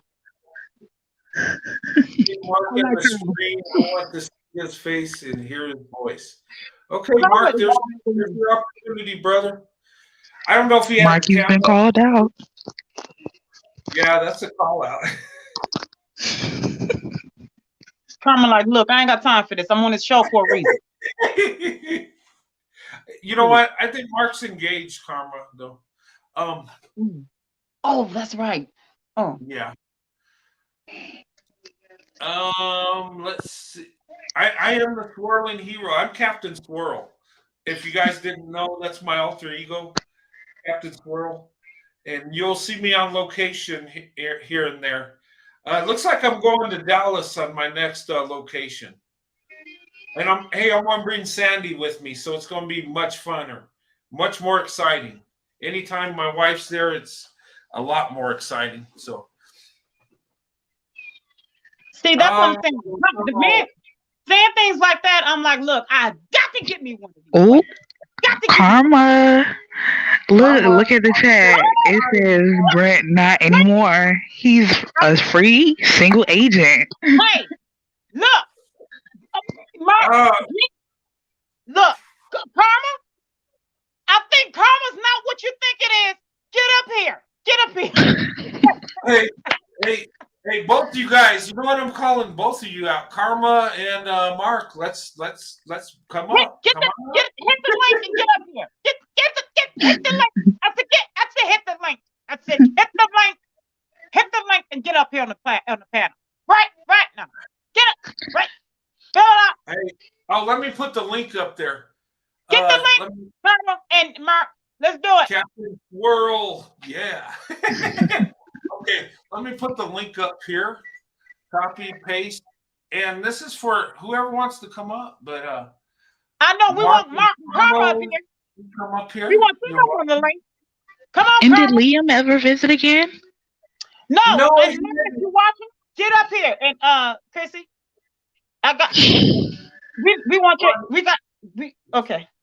Yeah, Liam, he's like Mark, he's in the UK, so Liam, we need your email address. Liam, we need your email address. I said, Liam, email address ASAP. I said, Liam, 911. Email address. I said 911.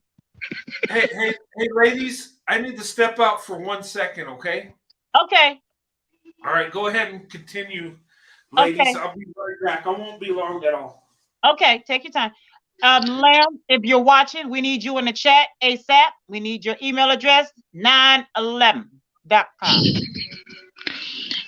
And you have to go traveling. Sunkiss, like you totally gotta yes. come down here sometimes whenever you get. You know what?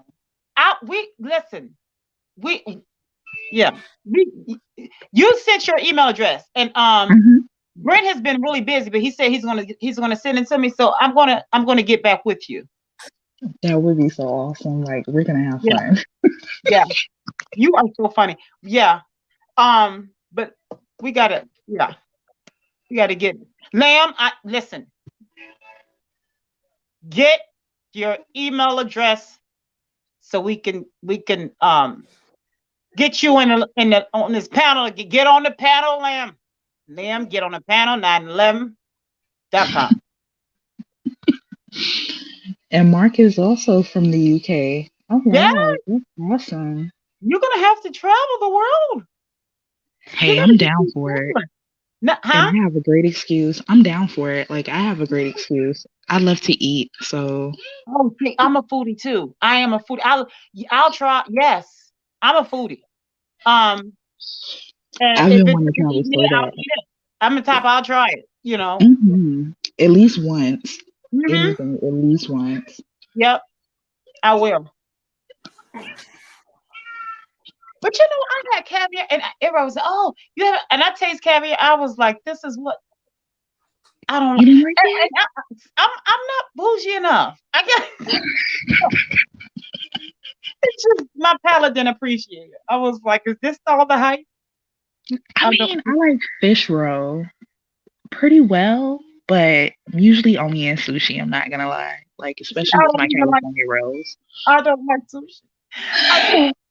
I'm just not bougie enough.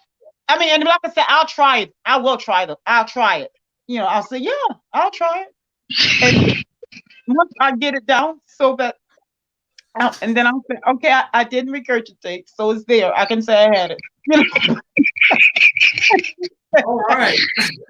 Sorry, but I'm like that with some southern foods, like the chitlins. Like I'm like that. Like I'm so hood. See, now I can eat them. I'm hood.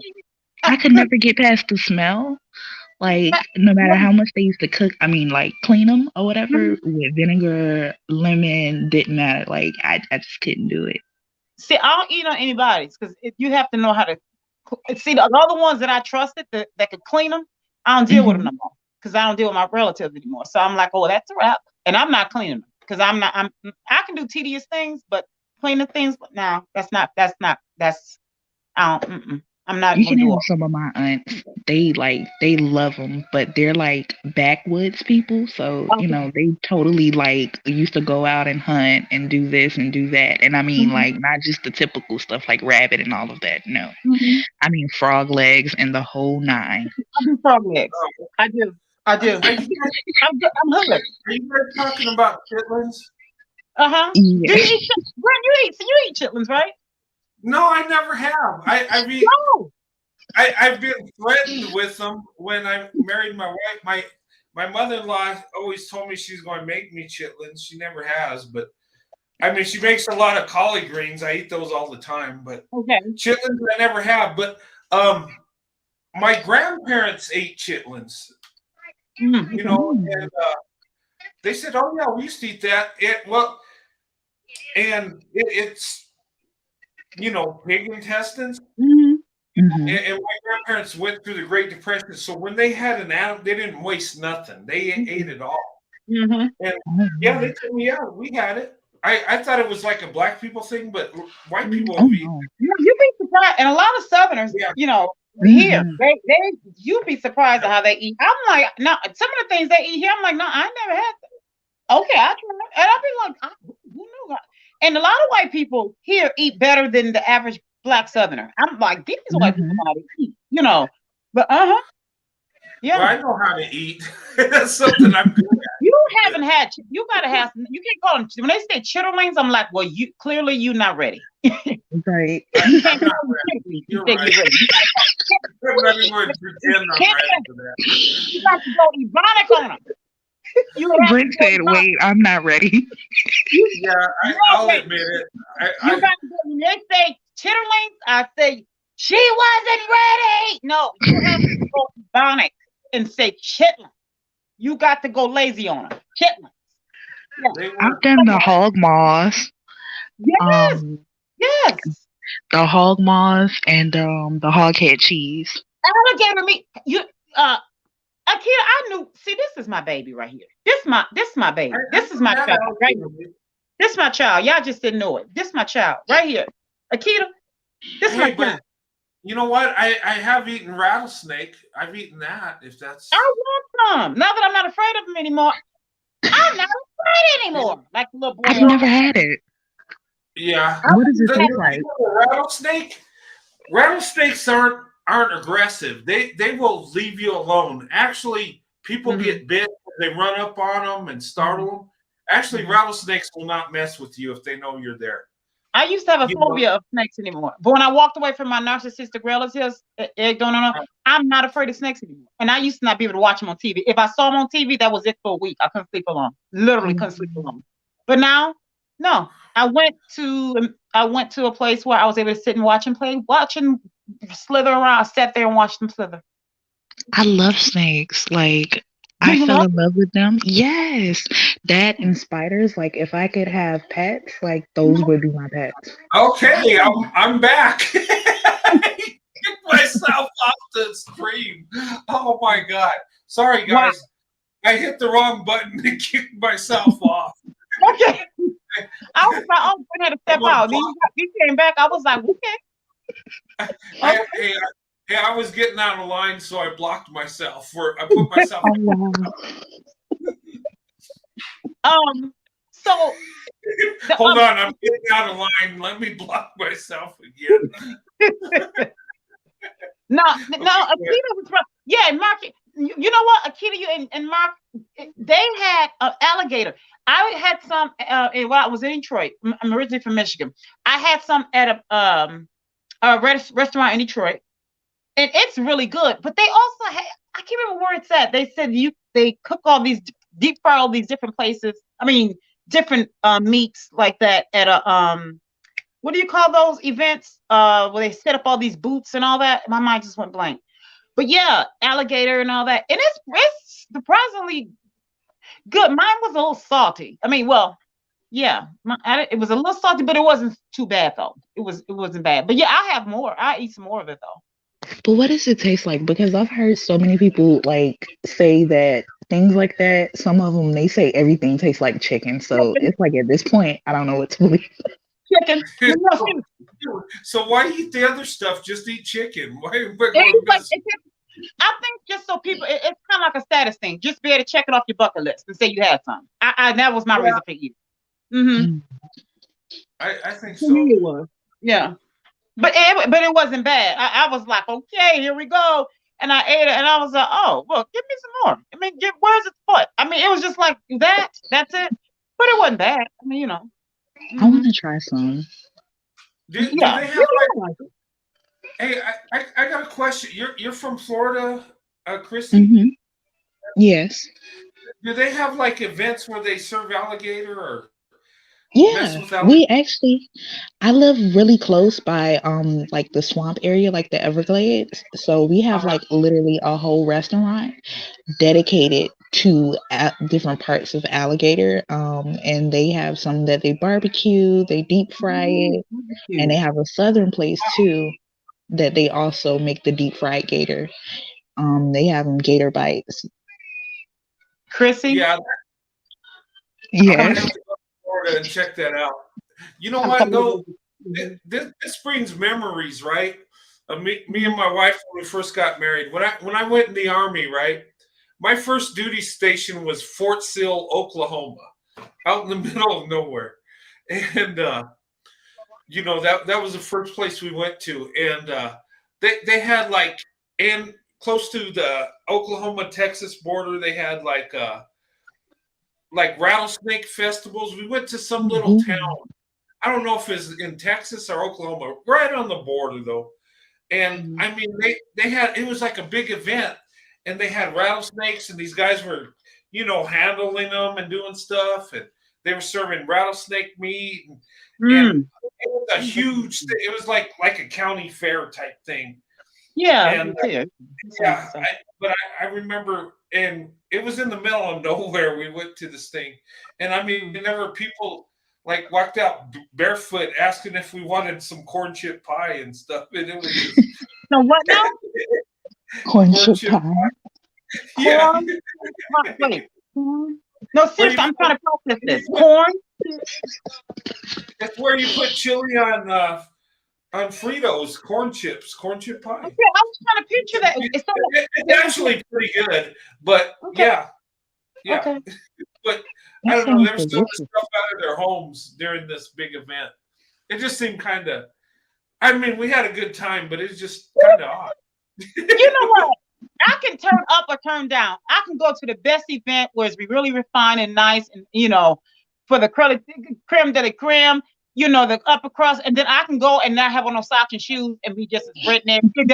Listen, I don't discriminate against no one or nothing. Okay, I will Mhm. be out there, and they will be like, okay, you know what? This cannot be seen. This cannot be televised. Okay, I would have been out there having fun with them, eating corn chip pie. You say? Yeah. Mhm. I would have been eating corn chip pie with those folks and eating rattlesnake. I sure would have. Oh, you know what? Yeah, I like corn chip pie. Rattlesnake too wasn't bad either. I Uh, would have been out there. They would have been telling me to put on a brassiere. I would have. I would have been out there with them, having fun. That sounds like something I would. I would seriously. I would do it. I don't. I don't. Listen, I know better than the next person. I will. That sounds like a very fun affair. Yeah. Mhm. Yep. yeah, I would have been out there with that. Mm-hmm. it just some of the things that goes on. You go to different states and stuff, and I, Mm-hmm. I That's remember I fun. remember when we were in Missouri and we had like a gathering, and I was cooking all this food, and we had friends from the unit that came in and people that lived in the neighborhood, and somebody was asking, hey, would you like some what was it, apple pie? And I says, oh, okay. And I was thinking of pie, apple pie, but it was like moonshine or something. Oh, And really? Mm. huh? It was moonshine. Yeah.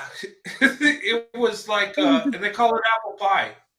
Wow. that was good. Moonshine. I have some moonshine in my refrigerator from when I was really sick back here in the winter. uh And let's just say I was feeling really good when I went to bed.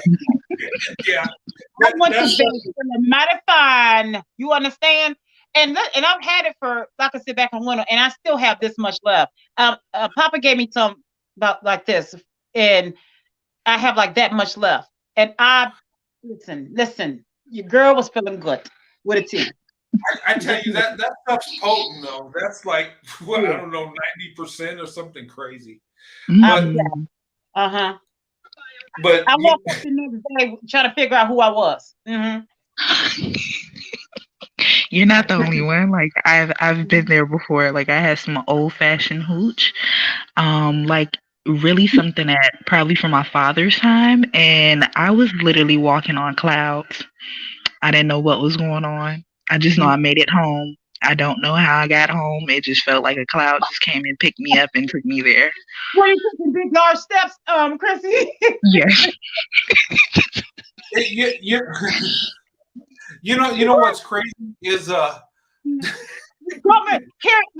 says she discriminated against snakes. I don't blame you. I was that way too for a while. But now I eat them. I eat snakes now, so I will now. So yeah. You know what? Yeah, I had never liked snakes, but I had my cousin. He was crazy, right? We'd be walking out in the desert, and there'd be rattlesnakes. He would walk up to one and grab the back of them and pop them like a freaking towel, and it would snap their neck. I heard that. It's that. That's what Yeah, I would never do that because I'm not messing with the snake. That thing can kill you. Yeah. Yeah, he'd grab the back end and he would just snap like you do a towel. And it just snaps your neck. It's true. And the thing with rattlesnakes, they're not that tough. The biggest thing they have is their fangs and the venom. But I mean, you throw a rock at one and it just falls apart, really. Oh wow. But yeah, I remember we were like teenagers walking out and there's like these rattlesnakes because like out here there's a lot of them. But rattlesnakes will avoid you. But like when it's like real warm and it gets a little cloudy or cools down, they like come out and they'll like get on like volcanic rock and like get their body temperature up because they're they're cold blooded, so they're not like warm blooded animals, so they need that heat. Yeah. And he'd walk up to them, just pop them, and it would snap their neck. And I'm just like. Yeah. They said you can use a branch to kill them and pop the back of their. They say it's very, very, very fragile. The back of their neck. I wouldn't know. They are very fragile. But here's the thing: if they bite you, they can kill you. I mean, you better get the anti-venom. One snake on earth that will have a strong neck. The one that I would try to kill. He would turn around and next, they said it go by. Yeah, no, but I don't know. Brent, what did Jay Mensa say? Sounds like a good festival should be on the list of where to meet a new man or woman. Seriously, now that's a good suggestion. Hey, yeah, things like that. You can meet people. Yes. Yeah. Yeah, no doubt. Cinco de Mayo's coming up. Oh, there you go. If you're into Hispanic guys, there you go. Brent, she said, was this in the U.S.? What's that? She said, well, you went, was this in the U.S.? Oh, yeah. Hey, that's funny. That's funny because, when I went in the Army, I told them I was from New Mexico, and they says, you're from Mexico? I said, no, New Mexico. Well, you don't look like you're Mexican. I'm not. But you said you're from Mexico. No, I didn't. She said, well, I'm like, look, and it's crazy. People don't understand this. But they understand the states we border, right? Right. We border Texas. We border Colorado. We border Oklahoma, Arizona. They know what these states are, but us in the middle, they don't. They can't. I guess they can't get it. They can't put it together. It's called Google. It's called Google, people. Mm-hmm. But that's funny. That's yeah. It's a joke, but it just. I know the inside joke. I've seen some say that to you before. Yeah. Latinas. Yeah. Oh, okay. Yeah. Yeah. You know what? It proves that people don't know their geography. Yeah. Yeah. But yes, you could totally live in a place and not be from there. Huh? What'd you say? I was saying, like, you can totally live in a state or a place and not be from there. It's true. It really is true. Yeah, but I'm from Mexico. Corey said that poor ship. That poor ship. He said it stinks every year. Joke. No, listen. Mark said something earlier, and I was cracking up laughing. He said something about a rhino. Well, he said he ate a rhino, and he been chasing. What did he say? He's been chasing Land Rovers ever since. Oh yeah, Land Rovers. Yeah. That was so funny. But I'm actually excited for it because, like, in the Little Havana area, they have like this parade every year for Cinco de Mayo, and it's just a great excuse to drink tequila, Uh-huh. throw back a few margaritas, and eat a whole lot of tacos. Right. Oh yeah. But You know you what? had me cracking up, Chris, about getting having to get carried home. Oh, that was so funny. Chrissy, if you like that stuff, you need to come to New Mexico because we got plenty of Oh, that. Yeah. I want to visit so bad, and predominantly for the food. I'm telling you, like, Oh, yeah. they You say know what? food is a way we're to a going to man's New heart. Mexico. No, that's a way to my heart. Like, I love food. We're going to New Mexico. We're going to You New know what? Mexico. The best Mexican food in the world is in New Mexico. And I dare anybody to challenge that. We have the best. I'm not challenging that at all because I think we would lose hands down. You know what? I went to San Antonio. Me and my wife, right? We were on the river walk down there. We go there a lot. And this one guy says, have you had Mexican food before? And I said, well, we're from New Mexico. He said, you know what? Yeah, you have. And some of the best too, yeah. Like instead of the knockoffs, like the Tex-Mex and all of that, like you guys Yeah, get the no, authentic stuff. hey, we're better than Tex-Mex. They can't even compete. I mean, when it comes to Mexican food, we have the best. I'm not Mexican, but I know good food, and we do have the best. And well, I grew up eating it all my life because I was born here. Yeah, You know. yeah. So Oh, you've been so spoiled to have the. Oh, you know what? I was in Georgia, and we went to this place that had the authentic Mexican food. And I thought, okay, it's just a restaurant, just like probably a step or two up from Taco Bell, right? Lord. I didn't know. Because I heard people. I did not know. You know how you hear, you just hear, oh, Mexican food make you sick. You be on see sitcoms and people running and have to go to the bathroom. Okay, this might be a little, TMI, just a little bit. I'll try to PC it. I didn't know, people. I didn't know. Sun kiss the lavatory. I did not know. It was excruciating. Let's just say I told my sister I did not know my sister could drive so well. We were downtown, and I said the next day I was dressed up. I was so cute. I was like, "Hey y'all," downtown. I was like, "Hey y'all," yeah. And all of a sudden, I was like, "Get in the car!" And I said, "Go!" It was awful. I said, "You better drive not on two wheels, but on one." And I was like, go, please. I didn't know. She was like, hold on, baby girl. She ran every light, stop sign. I was like, please. It was a teardrop that dropped down.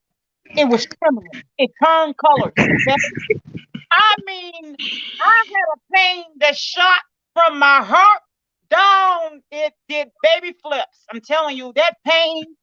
It shook down. It went. I hit places that I did not know God could create. Do you understand? Hey, I said, please get me there. And I did not know. I said, I don't never want to see another Mexican restaurant, not even Taco Bell itself. I did not. Every time I saw Taco Bell, I broke down. I started itching. Do you understand me? I did know. Here's the thing. It's so good though. I'll tell you a funny story, right? I was about, I don't know, about 7 years old, and my stepmother bought a bunch of green chili and brought it home, and she was going to roast it, and we're peeling green chili, right? Mm-hmm. I was peeling it, and and then I went to the bathroom, and oh my God, that was the worst experience. But and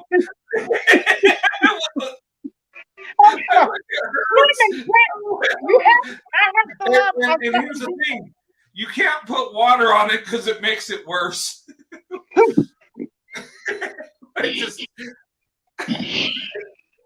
When you're doing that, you better wash your hands really good. And when you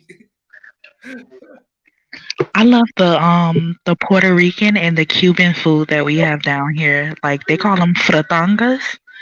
Uh-huh. Um, but the eateries, like you will literally a plate that's meant for one person because their meals are literally so huge with the That's what serving this size. restaurant was. They should be sued and shut down. I'm sorry. I'm sorry. I'm a PTSD. I'm sorry. You said what now, Chrissy? But literally, like my soul is like I don't know, maybe 300 pounds because like I could literally just sit there and eat it all, especially the churrasco when they have it smothered and sauteed with the onions and the mole sauce. Oh my gosh, like it's like everything. Oh, I'm hungry. I'm sorry. You know what? I'm getting hungry now, ladies. Okay, I might I have to want make. to. I might have to go to Taco Bell. No. Uh, Mark says that some people think Africa is a country. Yeah, Africa is a continent. There Right. are countries in Africa. Yeah, that's a good. Some Hmm. people think That's that. true. Just like America is not a country. You got North and South America. You know, we got Canada in North America, and you know, the United States, and you know, down south in South America, South America. You know, yeah, yeah. Africa's not a country; it's a continent. That is so true. But a lot of people think it's a country. Yeah, Yeah, they do. yeah. Um, So, Try whiskey and chocolate I milkshake. just want to die. That sounds like it would hurt. Whiskey and chocolate milkshake. You know what? Sounds like That's you would that, be drunk and on the toilet. that.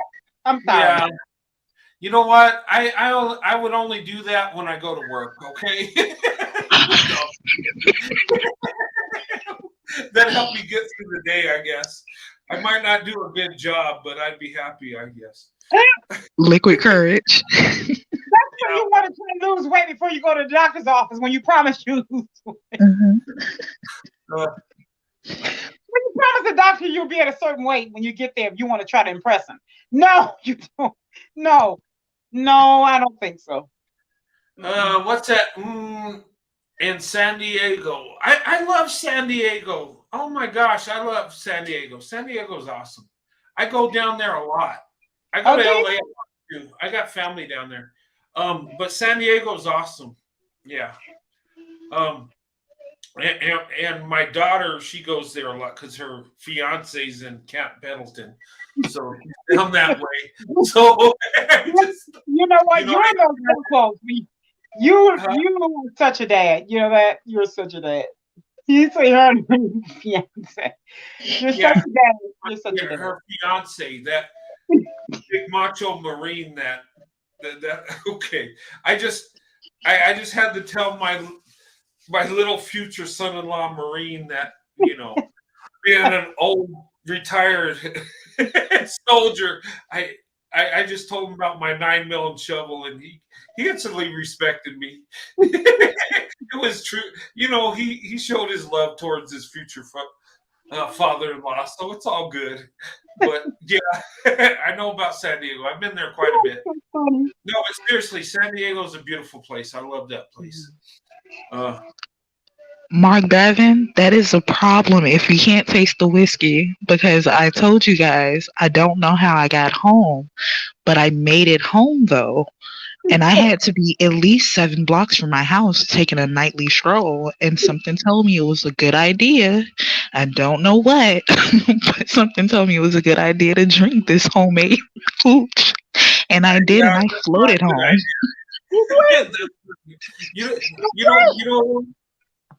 You know what's funny, guys? When I met my wife Sandy, and you're going to laugh at me on this. I went out. We went to the club I went with some friends, and you know, here's the thing: when you're young and dumb, to save money is before you get to the club, you drink, so you're Mhm. intoxicated before you go in, so you're not spending money on alcohol there because it's more expensive. Oh my God. That night was the craziest night of my life. I don't know what happened, and people make fun of me to this day on that night. And that was the night I met my wife, right? But when I saw my wife, it was like all the intoxication, all the craziness went away. It was perfectly clear. Aww. And I know God was involved because my mind was straight. I remember what we talked about. I remember the feelings I had for her. And, and I remember her rejecting me, which she didn't really reject me. I asked her for a number. She says, why don't you give me yours? And I'm like, oh my God, really? It was going so good. And she didn't give me her number. Oh, can I get yours? Oh yeah. I wasn't seeing her again, because usually that's what women do. If they're not interested, they say, no, you don't have to. Why don't you give me your number? Yeah, right. But she called me back a couple days later and we hit it off, and things went wonderful. But that night, guys, I don't remember anything. But I remember talking to my wife, and I was hiding my hand because I had like phone numbers written on my. I was talking to people. I don't know. I just like, and I remember slightly, and I was like hiding my hand because I had, but I don't remember that night except talking to my wife. So I know it was God's hand in it. I remember going out, and I'm not a drinker. I'm just not, I've never really been a drinker. And I remember going out with this guy, that one of the guys that asked me to marry him. And I, Beyonce had just left Destiny's Child. She did her first CD, and I thought I was B. Hey, I was B. And I'm dancing, and he was like, oh, okay. And I was like, yeah, give me something. You make your drink. And I was like, and he was like, you might not want to, okay. And he was like, well, I wouldn't, okay. And he get another drink. I was like, he said, you probably won't, okay. And I was like, you don't tell me. And I'm like, hey, I had on my new jeans, my new boots and stuff, y'all. And makeup on fleek, as they say. And so I was drinking, and I had my drink, and I love fruity drinks, And so this night, I'm gonna be like a grown woman, I'm in my 30s, and I'm gonna be a grown woman. So I thought I'm supposed to go and have one of his, what you call those drinks, those stiff drinks that you. The shots. Yeah. Oh, see, I'm my grown woman, right? So I was like, I'm gonna have a couple of his shots. He said I wouldn't drive. I was like, shut you, 25. And so I made you gonna have another? And I was like, just keep them coming, right? Because I'm a big girl tonight. And I had a few drinks, and all of a sudden I was like, if you better. And I was like, and so hey, who are you? And I was like, oh Lord. And them boots, all of a sudden I was bow-legged, right? Trying to get to the car. Them boots had rodeo, so they couldn't see no more, right? You know what, Sunkist? What's that? You know what? What's that? Being with you, I think if we got together with you, I think we would have the time of our life. But we'd end up in jail for probably quite a while after that. But it would have been fun. You know what? We would turn up. We would have a good time. You know what? I'm telling you right now. I don't know if I had twirled something on top of the bar or not. And if I twirled something, they kept it a secret. Okay? I'm having fun talking about it. I think they kept it a secret. Yeah, twin. They kept it a secret. I think it was something I twirled, but they kept it, and they kept it a secret just so I could be able to deal with it. I want to tell. I think they told my therapist, and they just ain't told me about it, and I'm glad. But at any rate, I don't know what I don't know clothing it, and I don't want to tell y'all about it. We'll talk behind the wall. So at any rate, we'll talk. So I guess, So I'm sorry. Hey, Sunkist.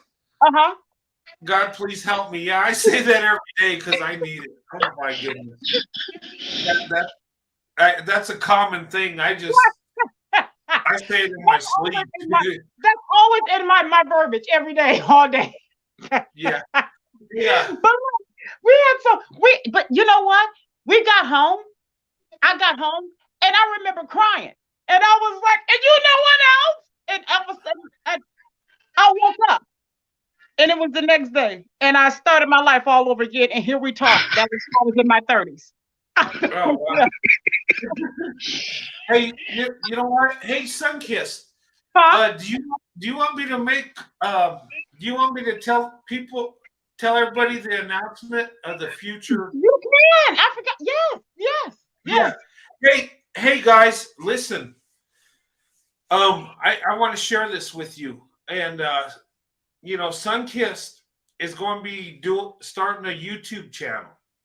Yeah. Yay! I'm going to start a channel. Yeah, it's going to be exciting, and I'm going to help her. I'm going to give her my support and stuff, and when she gets it started, go on her channel, show her some love, and I know it'll be a blast. I'll be jumping over there, and hopefully she has me on her show and not kick me to the curb. But no, I'm just. Listen, I'm going to where. Look, we're twins. We're identical twins. We're not. I'm so nervous. I don't like right now. My heart is beating really, really fast. Yeah. Thank you so much. This man has been like pulling my teeth, making me do this. Him and Sandy has been telling me, even Mark, different one, there have been certain ones saying, and I had over the years, different ones that have been saying, you need to do it. And I was like, no, I don't want to do it, and there have been different ones saying, thank you, Mr. Carver. I would love for you guys to be there. Y'all have to be there. Y'all are cracking me up. We having so much fun. Thanks so much for the support. I've had so much. Thank you. Thanks. I've had so many people to stop me on the street, even with my fashion sense. Do you have it on? I say, no, of course not. Thanks you all. Thanks, you all are so sweet. And because of you all telling me to do that, thanks. I'm like, no, there's no way. And Wonder Twins. Twins activate. Maybe not Wonder Twins, but Mega Twins. We will never separate. And here's the thing: we're going to always be doing something together to support each other. We're going to get on each other's nerves. In fact, he's going to hate that he ever met me. Okay, so that'll never happen. I am never ever leaving this channel. We're going and he's never leaving mine. I'm not going anywhere. He's not going anywhere. So I'll be back over here. Of course, I'll be like pulling him by his ear, coming over to mine. So, thanks everyone. Thanks, baby. Thank you. So, yes, I was looking for you. I was looking for you earlier. Beautiful Aries God. I was looking for you earlier. Thank you so much. Yes. Yeah. You all guys. Email Brent. You ladies that are coming up, email Brent so you guys can get my email address. Okay, please do. Yeah. Here's the thing. Me and Sunkiss and my wife Sandy, we're helping Sunkiss get her channel started. Yes. We're connected like that. We're like family. But we're going, and she's working on her channel. It's still in the works, so it might be a little bit. We got to get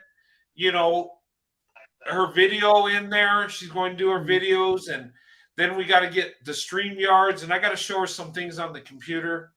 And but I'm excited. I'm just, I can't wait. And I know you guys will love her channel. I mean, yeah, she kills it over here. Just think when she has her own channel, she'll really light it on fire. I'm doing this reluctantly. This is going to be a test run. You know what? My content is going to be all things girl. Okay, listen. Everything. There is a sample of portrait. Oh. For me? Are you saying it's going to be a sample for me? Is that what you're saying? Because I'm going to be doing some poetry over at mine, but if you have a sample of poetry for me, hey, run it, Marky Mark. You know how we do it. Check out his poem to you. Sunkiss, his poem to you says, I love your smile. I love your eyes. They are so deep and sensual. Your personality is so great. You deserve to find your soulmate. Okay, where'd you see that at? In the comments. I'm way behind. Oh, there it is. Okay. Yeah. Hold on, I'm gonna do a screenshot because I don't have my. Hold on. I don't have my computer up and going. I always use my phone. You know what? I just did a screenshot of that. Thank you so much, Mark. That really means a lot. See, now you got me emotional. See, y'all see this BPD going on? Just BPD in full effect. Now I'm just about to cry. Now you got me. Thank you so much, Mark. Thank you. I value this. That really means a lot to me. Seriously. Thank you so much. Yeah, Seriously, that means a lot to me. that was nice. That really means a lot to me. Thank you so much. Hey guys, when Sunkiss gets her channel up and running, when she gets her videos going, I'm going I'll advertise it here and let you guys know so you could go show her some love and watch her content. And this is a new step. So I think she'll do fine. She, there's some butterflies there, some nervousness. We all have it, and I'm excited. I'm ready to subscribe and start watching. I want to come over and do a guest appearance in our channel on her channel.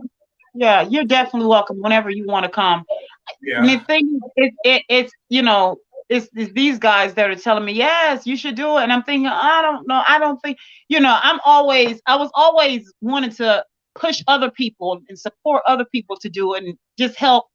I never thought I would ever do it. I was like, no. And of course, my therapist was like, I think you, and I'm like, no, I want to just help other people. She's like, why do you want to help and you not do it? I said, I don't know. I just want to help. No, I never wanted to do it. I just want to get up, help, have a good time, cut up, and go on, But now it's your turn. You have such an awesome personality and you have so much wisdom on top of that. So let that little Spitfire shine. Like, you're freaking awesome. Chrissy, you're such a doll. Thank you so much. You're such a doll. I'm gonna give it a shot. Like I said, we'll see. I'm gonna give it a shot and see what happens. But we'll see. You're going to be fine. Thank you. You're just being humbled. You're going to be. You know what? You could come over here and entertain and make this show so fun. You could do it on your channel too. And I think good things are about to come. And I'm excited. You told me that. I was like, oh, yes. He finally pushed me to do it because at first I was like, I don't. And he finally said, I think you. And Mark was saying different things, and other ones were saying it. And Sandy was so supportive and telling him he's saying nice things. Sandy's such a sweetheart. She really is she's such a sweetheart. And she's so secure with him. That's why I said I got to give me one of these white men. I do. And Brent was really just very supportive and telling me you could do it. And you guys have been so sweet and all that. So I said, and hearing this over and again with him saying how just saying the same thing over and over and over and over, having that same drill. And I said, okay, I'm starting to believe this. I guess I can. And so here I am. So you guys will be the first ones to know when it sticks. I'll say, okay, you ladies, come on over. It's going to be my home, but your house. So when it gets all pretty, I'll let you guys know to come on over. Okay, you're gonna have so much fun. We're gonna support you. Yeah, we got you. You know what? You're so sweet. Thank you, baby. Mark says, hey, y'all, off to bed. It's 5:45. Yeah, he's in the UK. Hey, good night, Mark. Hey, brother. Thanks for coming on. Good to see you again. Good night. And congratulations on your channel, sir. And guys, go over and watch Mark Bavin's channel. He's got a good channel. And he's over there across the pond, in the UK. And he's a good man. He loves Black women. His heart, he's like me. He's an investor. He's all in for the Black woman. And I love this guy. This guy's awesome. So show him some love. Let's show him some love. Listen, Mark, we're going to come over there and we're going to stalk you, okay?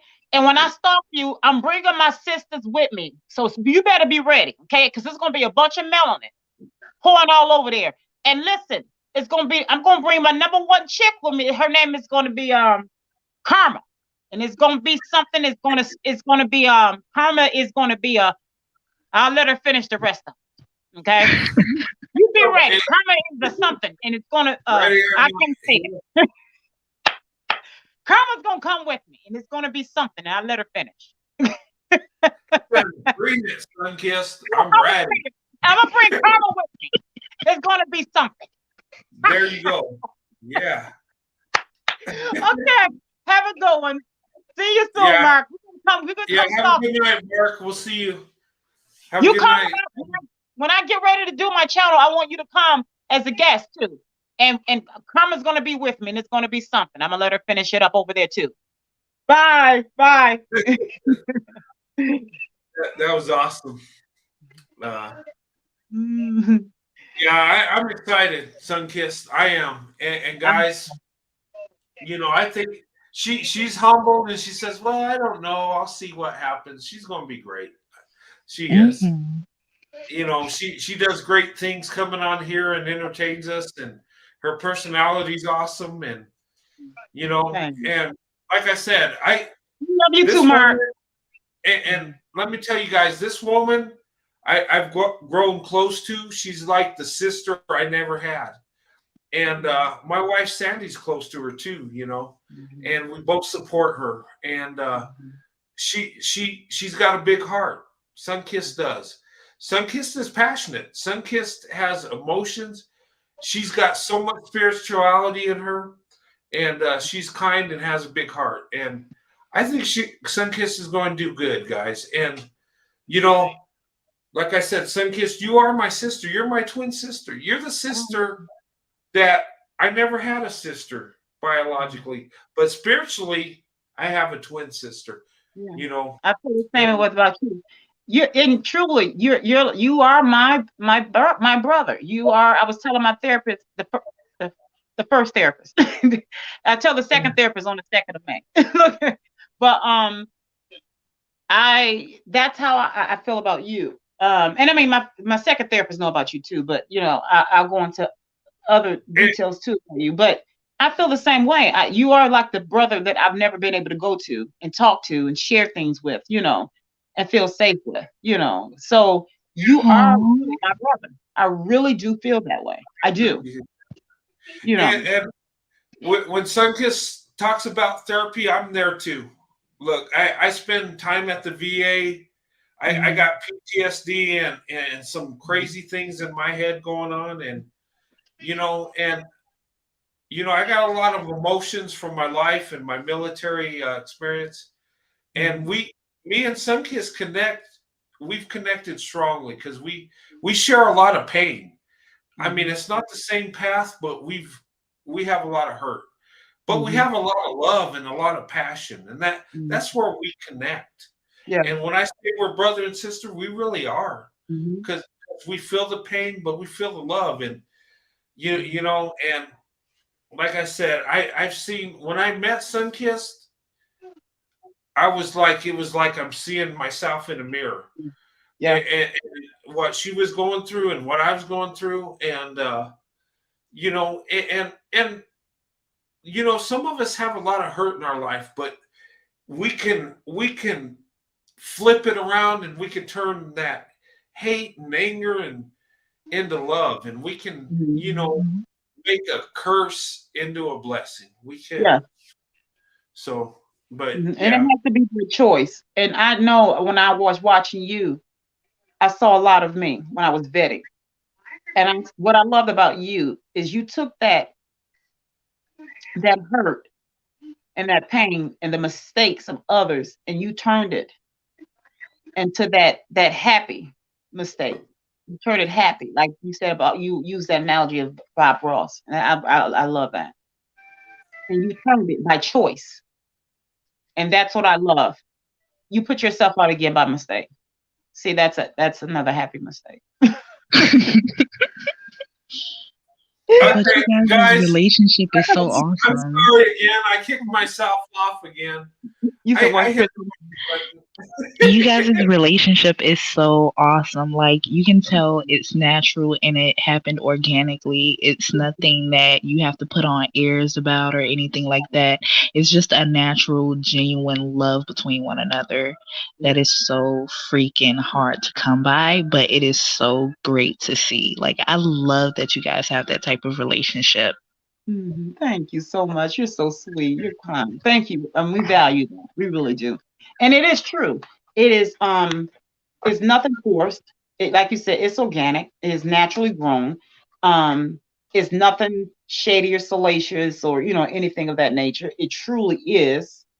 It's truly platonic. It's nothing that has to be hidden or anything of that nature. It truly, we can just keep it out in the open, and it really is.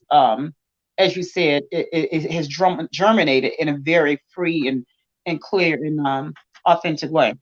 And when I, like I said, when I was watching him and vetting him, I thought, wow, he's so much like me, in terms of, expressing how he felt, being sincere about it, and not being afraid to show it, you know. But what made it Brent so much more just so much more sincere to me, he was so much more sterling, as I thought, he's a man in doing this. That's what just it blew my mind. He's a man in doing this, and that's what made him that much more masculine. And that's what made me to me it was like I saw it was gravitation and it was that inertia at the same time. And I said, I mess with that. I mess with that. And so it was nothing I wanted to, you have some people that sit and watch the lurkers and they watch people. You have some narcissists that'll watch and they try to see what they can get out of people to take so that they can manufacture, and they mirror that person so they can take from them to use against them. Same with those people. But then you have some that vet and watch so that they could see, how can I not only reach to that person so that I can not only help them and hold them, but to connect with them in a way so that we can bond, so that we can help each other to get through this journey called life. And so that we can be like a platonic Bonnie and Clyde. And so that is what, and again, I never wanted this YouTube thing. No, I did not want no parts of these YouTube streets, because I've been through this, as I said before, through the bullies on this so-called swirling, these divestors. I have been through enough of that. I don't want to have no parts of it. And so I didn't come, I watched him as a person. And I know this was my God telling me that, no, don't give up yet. Because, once you get to where you just can't do anymore, that's when he'll swoop and say, I got you. And so he'll never let you go beyond what you can, take on more than what you can bear. Absolutely. And so, and once I said I can't, but I saw him. And that's what I connected with him, not YouTube. It was him. And I don't like for people to bully. I don't like people to be bullied. And so when I saw certain things, I thought, what could I do to help him as a white man against what my community is doing? And so that's what I connected with.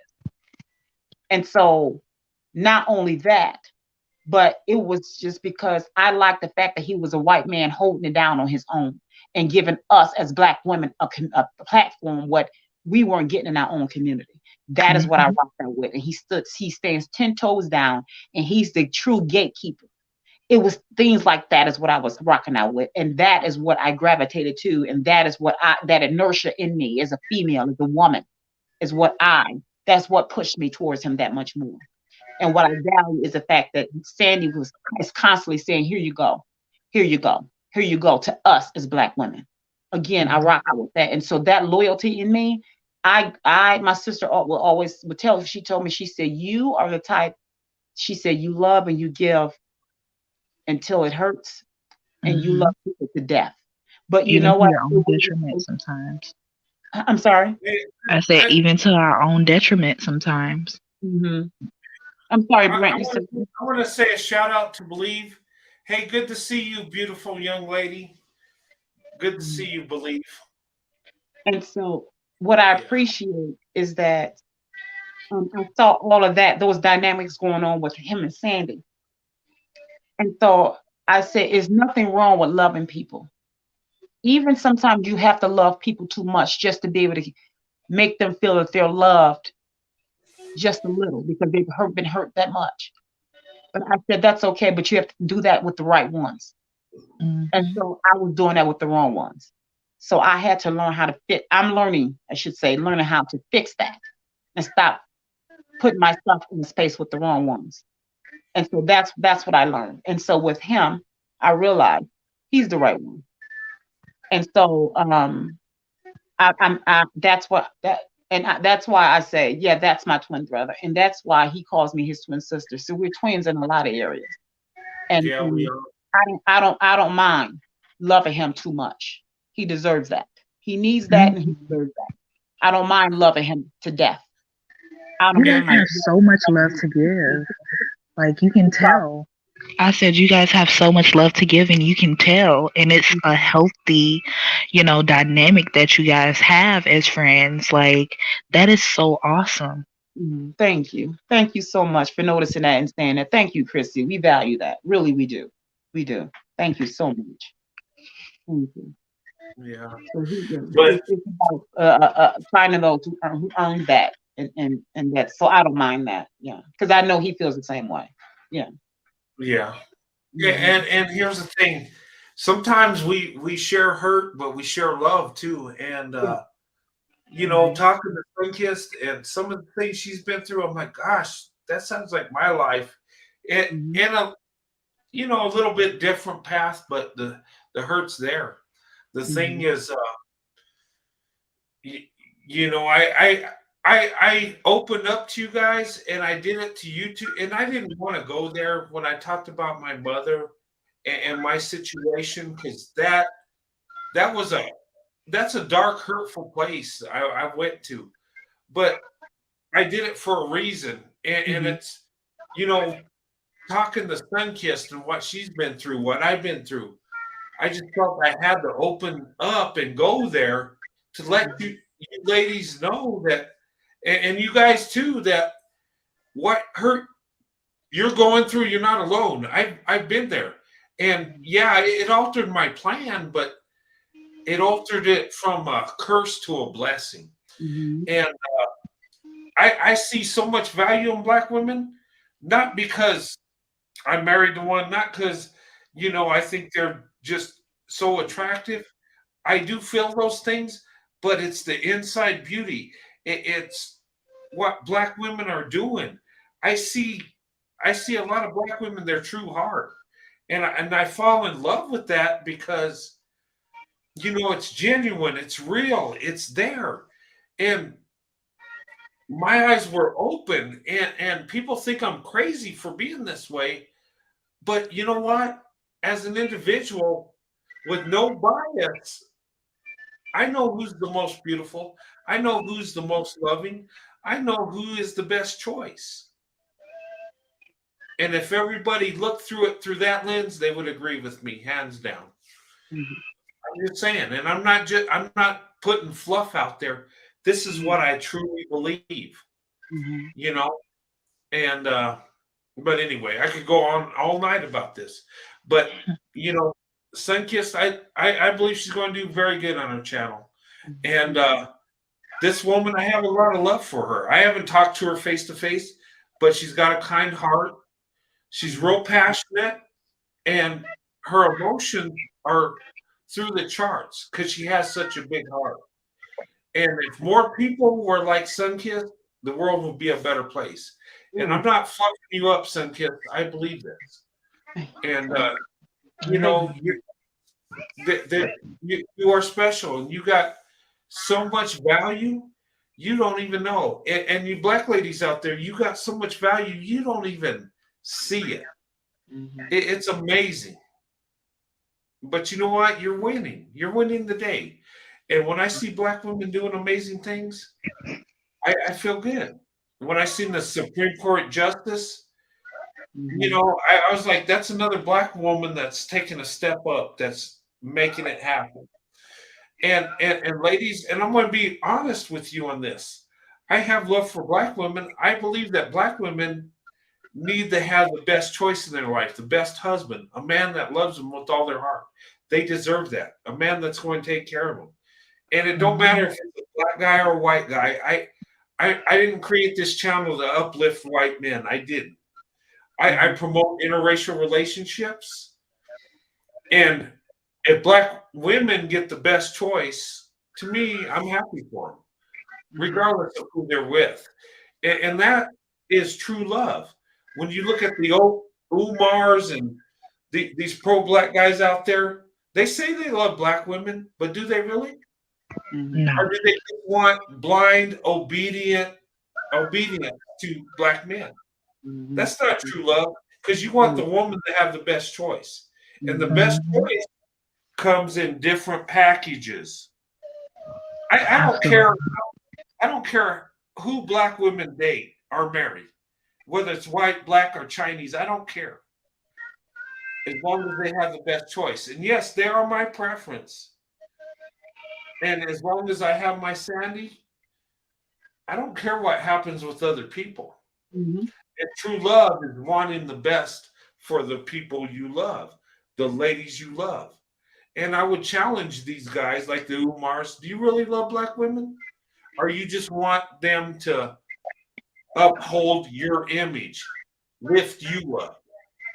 I'm just saying. And I'm not picking on that man, but what I'm saying is look at what these guys are for. Look at the ones that really love you, or they want you to be loyal to them. Mhm. Mhm.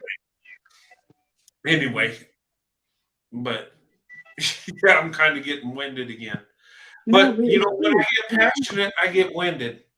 And ladies, I do have love for black women. And you know, my daughter, not my daughter, my granddaughter, you know what she does? When me and my wife bring our granddaughter to visit, a lot of times she'll give us a hug and she says, you know what? She'll say, you make my heart happy.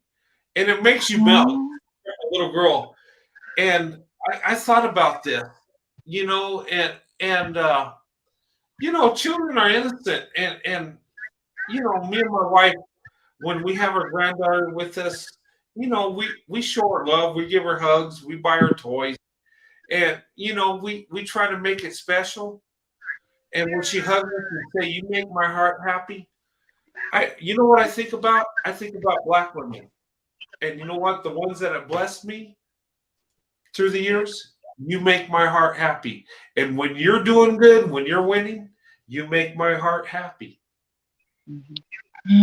That is so sweet. Like, that is so, Thank so you. sweet. I know. Yeah. See that, and that's again, that is the that's it. That is, you can't help but to love that, you know? And the thing Mhm. is, so many of us black women, have we don't have that. We don't have that to go home to, or we don't have that to run to.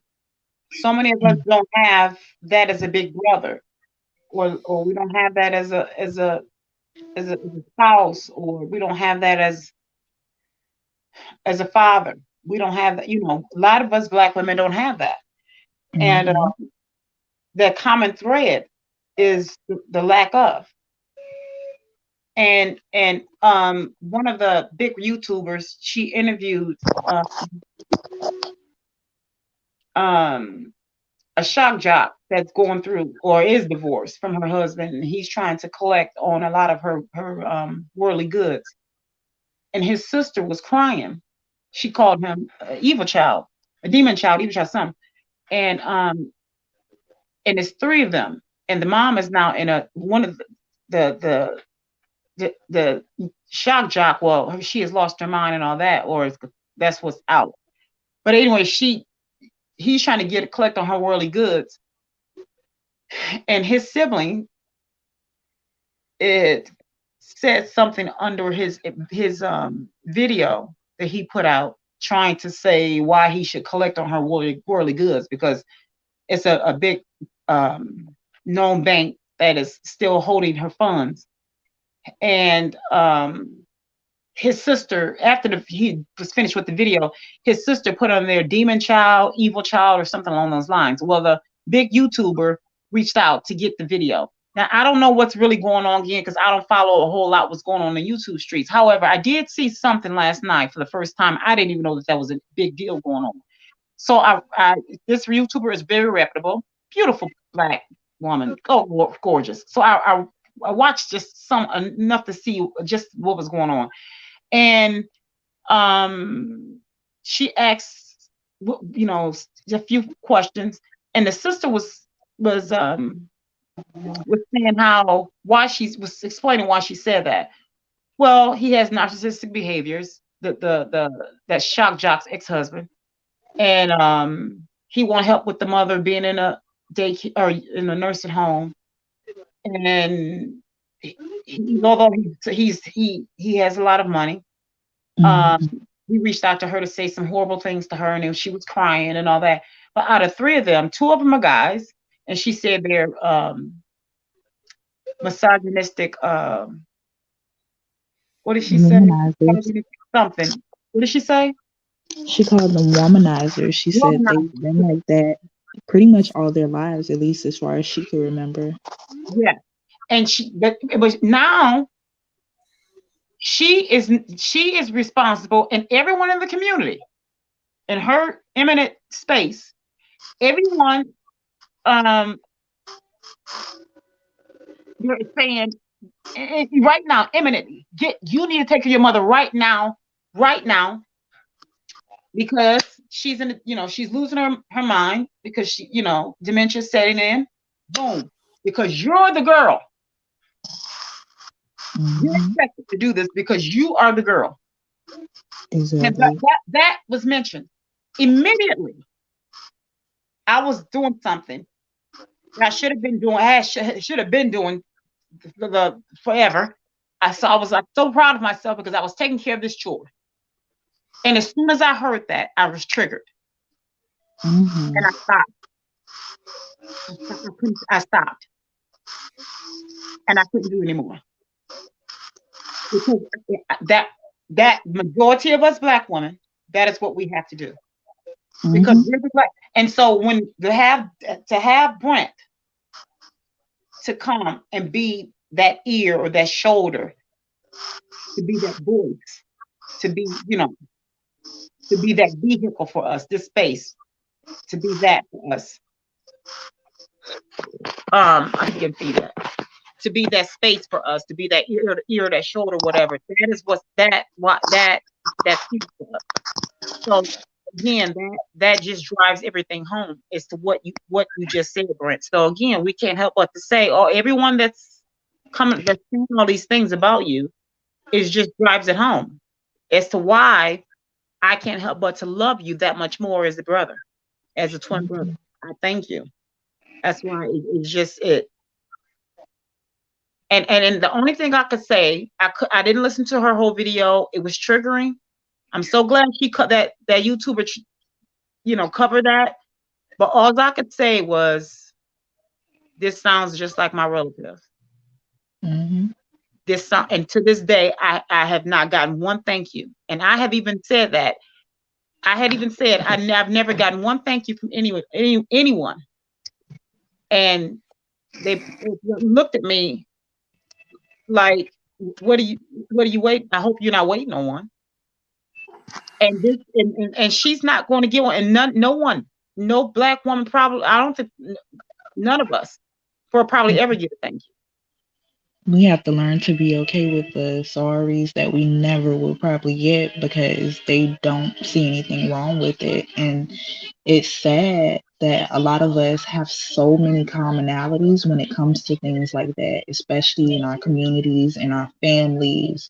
Like, the roles are so reversed and it's so damaging, but they don't see it But it's great to have balance like this, where you have someone who is, everybody might not think that they look like you, but they can connect with you just as a human being, regardless of skin color, regardless of whatever background you come from, Right. and Yeah. can really love you genuinely as a person and give you that leg up, give you that shoulder to cry on, and just be there and truly say, you know what, I value you as a person. I think you're awesome.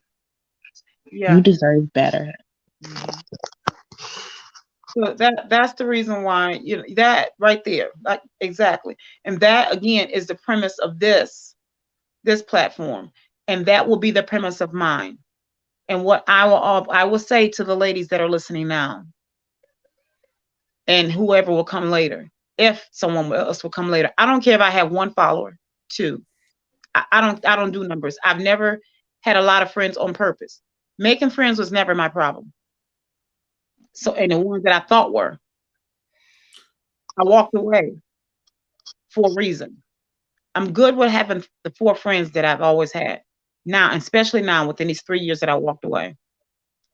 Me, well, first of all, my God, me, myself, and I'm in therapy to keep from becoming a recluse, a hermit. I'm trying my best not to be, because I love my own space and I don't like to leave it. So my thing is this: a lot of women think, and it's so sad, especially in our community, a lot of Black women especially think that when you're nice and when you pursue kindness, they think that you're thirsty Mm-hmm. because you crave a friend. Because in our community, you have to walk around with the resting blank face Mm-hmm. in order to prove that you don't want a friend. And that's so not true. That I hate that stereotype. I'm secure enough to walk around and be friends, or to get in chats and to be kind, or to get in chats and try to help or put out resources. You know, I'm okay with that. I'm not as kind as I used, or I shouldn't say kind, I'm not as bubbly in the chats as I used to be, because I realized that there are so many insecure women. Black think that when you reach out and be nice or say hi to them first, they think that, oh yeah, she wants to be my friend. No, dear, because you're an avatar. Okay. If I don't say to you personally that I want to meet up with you, I don't want to be your friend. It's truly just, hey, sis. Or if I don't say to you something personally, then, and if you be nasty to me, then it'll never go no further than that. But the thing is, if I say to you, I want, you know, hi, if I reach out to you and be nice, it can go from there. It can start from there, because you be nice and it's reciprocity. There's a chance it will go from there, because that means I truly do rock with you. If there's a foundation, we can grow from there. I'm big on reciprocity. Even on my future YouTube channel, my space will be very safe. It will be very safe. Just like Brent's space is safe. My space is going to be really safe. I don't do covert bullying or overt bullying. And so that is why I really love Brent's space. It's all about everyone having a turn, everyone feeling safe, everyone, you know, just cutting up and having a good time. It's, you know, it can be on a subject, and that's what I love about Brent's space. It can be on a subject, whatever we want to talk about. And if it derails and we go somewhere else, let it naturally go somewhere else. It's okay. That's what makes it fun, you know? And if we come Yeah. back to it, we come back to it. It's okay. So, That's conversation, you know? you know what, Sunkissed, I thought about that, and you know what? Times we went off the rails, and I thought, oh my God, this ain't going good. But you know what? Some weird reason it turns out okay. It turns out that it's like meant to be. It's like, and I'm not saying every time it does that, but there's been many times it has. And you know what? And I say to people, you know what? When we get off subject, you know what? I learn things about other women, what they're going through, and I'm able to reach them. And actually, me and Sandy, we have talked to several women that have things they just want us to pray about for them, that they just want us to, they want to just talk to somebody. Mhm. You know, and you said you went through therapy. I did today. I got some issues. And you know what? Mhm. I felt so much better just talking. Yeah. Just listen to me. Listen. And when you said listen, listen, listen, that's what it's all about. Seriously. Mhm. And you know what? The people that have been that have had to endure the most hurt a lot of times are the ones that give out the most love. Mhm. Really do. I They find it to be really true. do. Mhm. Because they're seeking love. They've been hurt so much. They want love so bad. And once they find it, they will love you with all their heart. And that is true. And you know, and when you see it, it will break you down. And when you experience true love, it will break you down so much emotionally. You will fall to your knees and you will thank God for the love you have that God has given you with the person you love. You will break down, and I mean, and you know why you do? You know why the emotions are so heavy when you Mhm. find true love? It's because you found a blessing you don't even deserve. And I'm speaking for myself. Mhm. When I look at my wife and all she's done for me, I break down and I go in tears and I go to my knees and I say, thank you, God. Thank you. Mhm. You know why? That number one, I don't deserve that. That's number one. Number two, I've seeked out for love my whole life. And black women have been the the part of my love, right? That's where I felt love the first time. And that's where I wanted to go to. And then so that's where my heart is. And I don't Mhm. deserve that. But number three, I appreciate it with all my heart. And you Mhm. know what? The love I have, I've clinged to it. I'm not letting it go. I'm not. Mhm. And there's so many emotions, and us as men, we're not as emotional as women. That's true, but we are emotional people. I People agree. are our God is an emotional God. Our Mhm. God is a God of love. God Mhm. is love. You know Mhm. what? That's a big emotion. God Mhm. has anger. When people turn against God, it upsets God. God is a jealous God. You know why? Mhm. He wants you for himself. He Exclusive does. devotion. Mhm. You know, and it's like with my wife. I want my wife to myself. She is Mhm. mine. I want her with me. I want her to embrace me. I want her to be next to me.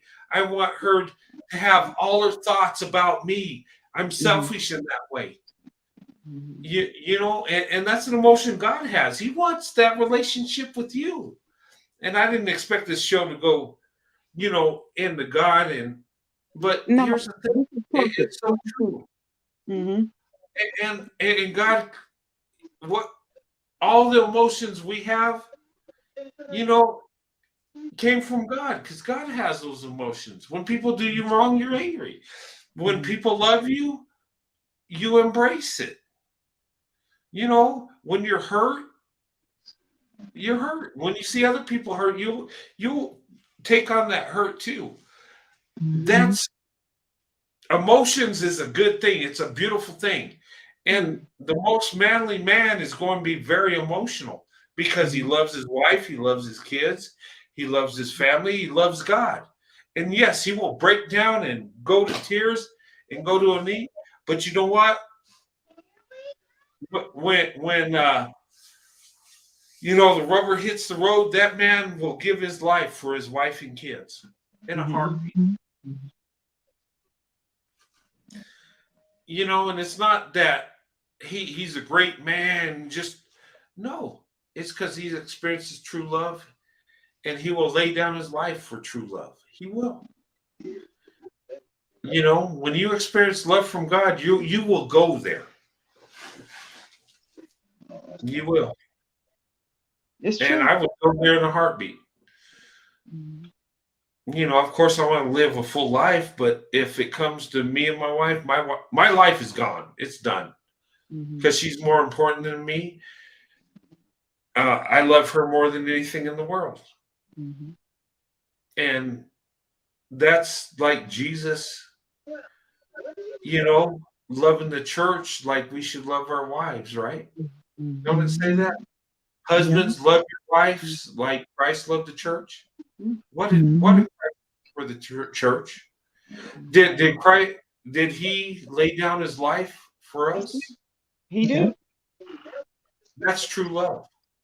And you know what? And if your heart's there, man, the woman you're with, I believe she will submit to you in a heartbeat. And in fact, it will be so natural she won't even know she's doing it. And if she knows she's doing it, she'll want to do it even more because she's feeling true love. And that's true love. Yeah, we men will say, women, you need to submit. Well, if she's your wife, yes. But you got to love her like Christ loved the church. That means you got to lay down your life for her if it comes to that. And can men really do that? A man in love can in a heartbeat. But anyway, It's true. I just, And yeah, it's been so many men to actually give up their lives to protect their family. they And have. yes. And I believe if they were resurrected today and had to do it all over again, they would do just that. And it's true. They would do it all over They would do it 1,000 all times. over again. Yeah. Because in my opinion, true love is sacrificing yourself to lift up the one you love. I think that's true love. And you know, if you ask people what sacrifice is,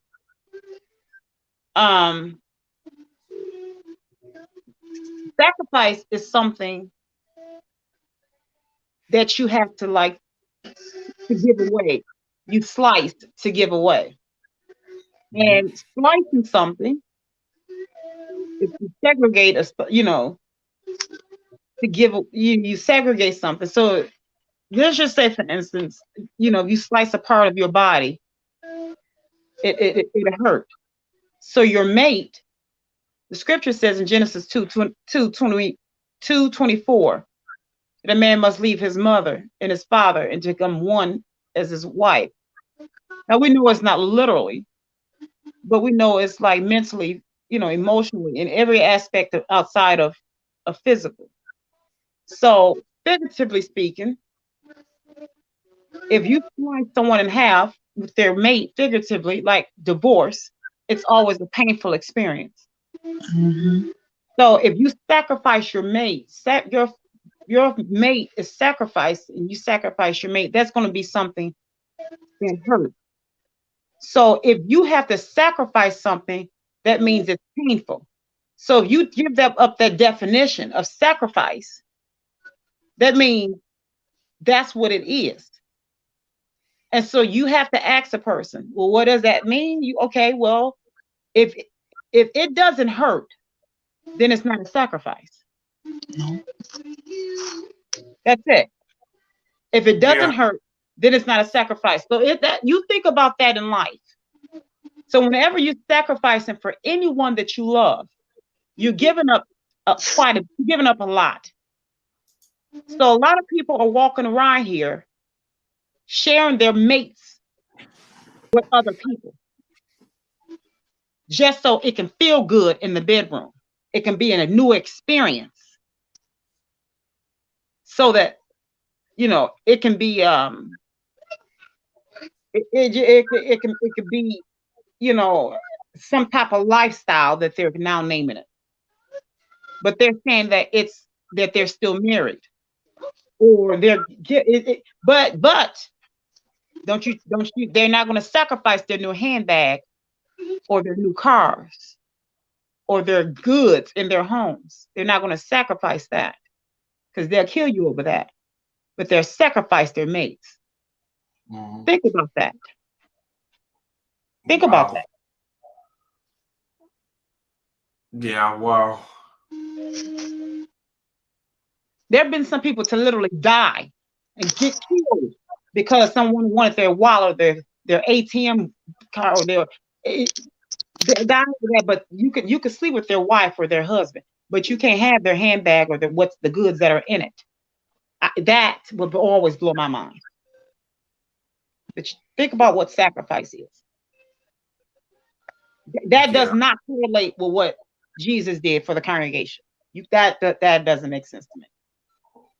Yeah, and he laid down his life for our sins. He didn't lay down his life for riches. I mean, and what a man would do for his wife.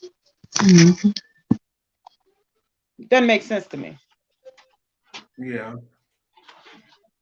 But you know what? Men that can't love their lives like they should, they're not opening their hearts to God. They're really not. Yeah. And like I said, the most God is love. And if you want true love, you got to get it from God. And when you really have true love, you will do anything to make that, that person you're with happy. Brent, and can I interject really quick? Yeah. I think what they should do is implement a law, and it, I wouldn't know though, because then it'll get into some other murky stuff. And let me take that back. But people need to think about what the vows really mean and actually study them. Really sit down and study and like dissect those them marital vows, dissect them, and really grind them to the bone and see what they mean, and talk to each other and say, what does this mean to you? Could you tell me what that means to you? Tell me, and then I'll tell you, and go back and forth each vow, and go from there. Yeah, when you get married, you're supposed to forsake all. Forsake all. You guys hear this when people get married, to forsake all. Mm-hmm. What that means is, as a man, you marry this woman, you love her more than any woman on earth. You forsake all. That means she's number one.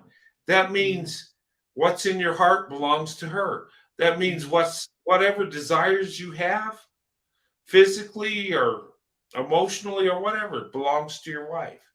That means anything you think of as a woman, as a man, any desires, anything, what you admire about her, that belongs to your wife. And no woman on earth is supposed to have access to that, because you're supposed to forsake all. That's marriage. And same thing for a woman. No other man she should never think about. She should forsake all for you. That's what a marriage is supposed to be. Mm-hmm. Your eyes belong to your wife. Anything you think about a woman as a man, physically, sexually, emotionally, that belongs to your wife. When you get married, you give that commitment. And it's a commitment to your wife and to God, or to your husband and to God. That is true marriage. And the first marriage was Adam and Eve. They're the first husband and wife. And we are supposed to do that through generations, right? Do we do it? No. We're supposed to, though.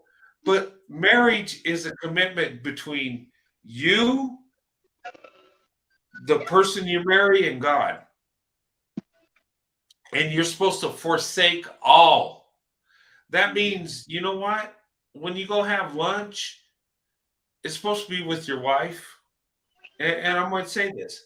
Now, if you're in a company where you all get together and have lunch, that's fine. But you're not supposed to have relationships with a woman while you're married even if it's just friends, because even what you admire, even your little subtle love thought belongs to your wife. It does, or your husband. That's what marriage really is, and that's what God wants us to do. Now, you can have friends that are different sex, and you can connect with them and love them, but you know, when it comes to your true love and everything, that belongs to your wife or your husband. You know what I mean? I have never hung out with a woman by herself. I never done that. I don't do that. You know why? That belongs to my wife. Now, can I go have lunch with a group of women and men and we're all friends? Yeah. But out of respect for my wife, when it's alone time, that's my wife's time. When it comes to desires I have, that belongs to my wife. When it comes to anything in that sort, that belongs to my wife. That's marriage. And you know what? If we all live by that, this world will be a better place. Now, does that mean you can't be friends with someone of the opposite sex? No, you can be friends and you can be close and you can lift each other up. Yes. But do you hang out together alone? No. Do you go to dinner alone? No. I mean that's just my aspect on it. And that's how I've been raised. That's how I've been conditioned. That's how I've been groomed. Once I get married, my wife is everything. And she is. And that's the way it's supposed to be. Because women, you are the prize. Women, you are the treasure. Us guys, we're the rugged individuals. We're the ones supposed to work hard and provide. In a perfect world, it would be so. But anyway, I don't want to go too much into. No, But that's absolutely true. But you know what? It's the thing is you have set those rules in place in your home. You decided that. And the thing is, a lot of guys look at it like, because here's the thing, and I think I had told you this before, some time ago, Brent, that for years I used to wear a wedding ring, just like a ring that looked like a wedding ring, and I was asked, why did I wear that? Why was I soiling that finger? And I was like, well, because I wanted guys to think I used to tell guys that I was either engaged or married, and I wanted guys to think that I was you put your avatar up, Brent. And I wanted guys to think that some things. I'm still here. okay, I wanted guys to think that I was married, and they were like, it's not going to do any good. And I was like, oh yeah, and I was super, super young. And I realized that ring meant nothing because I would wear, and I'm sure you would attest to this, Christy, and a lot of women in the chat, but I would wear my ring, and a lot of guys would say, well, first they would say, are you happy? It went through that phase, and I would say, oh yeah, I'm dreadfully happy, I'm dangerously happy, and that went from okay, well, to now it's like it got to where they would say, well, you want a friend? Could you have a friend? I don't think I got to where I would say, no, I'm married. Then to now it's like it's no use in even having a ring because they don't respect their woman. They don't care nothing about a ring. Nope. They want to test you and they want to see like how much do you respect your husband or your wife, because they will still literally hit on you as if you're a single person. Yeah. So you have to set those boundaries and you have to keep them in place. Like no going to no being with the opposite sex alone, and you have to set all those boundaries in place and keep them there. Don't move them. Stay there. This is how it goes down in my house with me and my wife. That's it. And that is what, because the people they're going to test it. They're going to test it, and it's up to you. And that's what I'm talking about. That's why I was like, I've got to give you one of these white men. because it has to stay in place. And then I ask Silly, I'm just like, well, whoever I be with, I don't care what color he is, because at the end of the day, it's up to his character, it's up to his values and his morals and things of that nature. You know what he desires and what he thinks is respectful, and how he wants to be as an individual, and what he wants to implement in his own home. So at the end of the day, that's it. And we as women, we have to do the same, you know. So that's another reason why I said I rock out with Brent, because that's what's important, you know. That's what's important. Yeah, and I'm sorry I had to step out a little bit, but I was listening, and you know, you have to put your wife or husband above everything, and it tells us to forsake all. That don't mean you treat other people like crap. No, that just means that your wife has your heart, has your love, and it belongs to her and nobody else. And same thing, ladies, with your husband. You belong to him.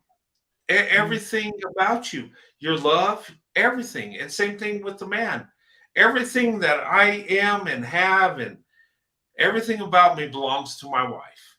You know, that's the commitment we have. We've given, you know, we've given ourselves to each other to become one.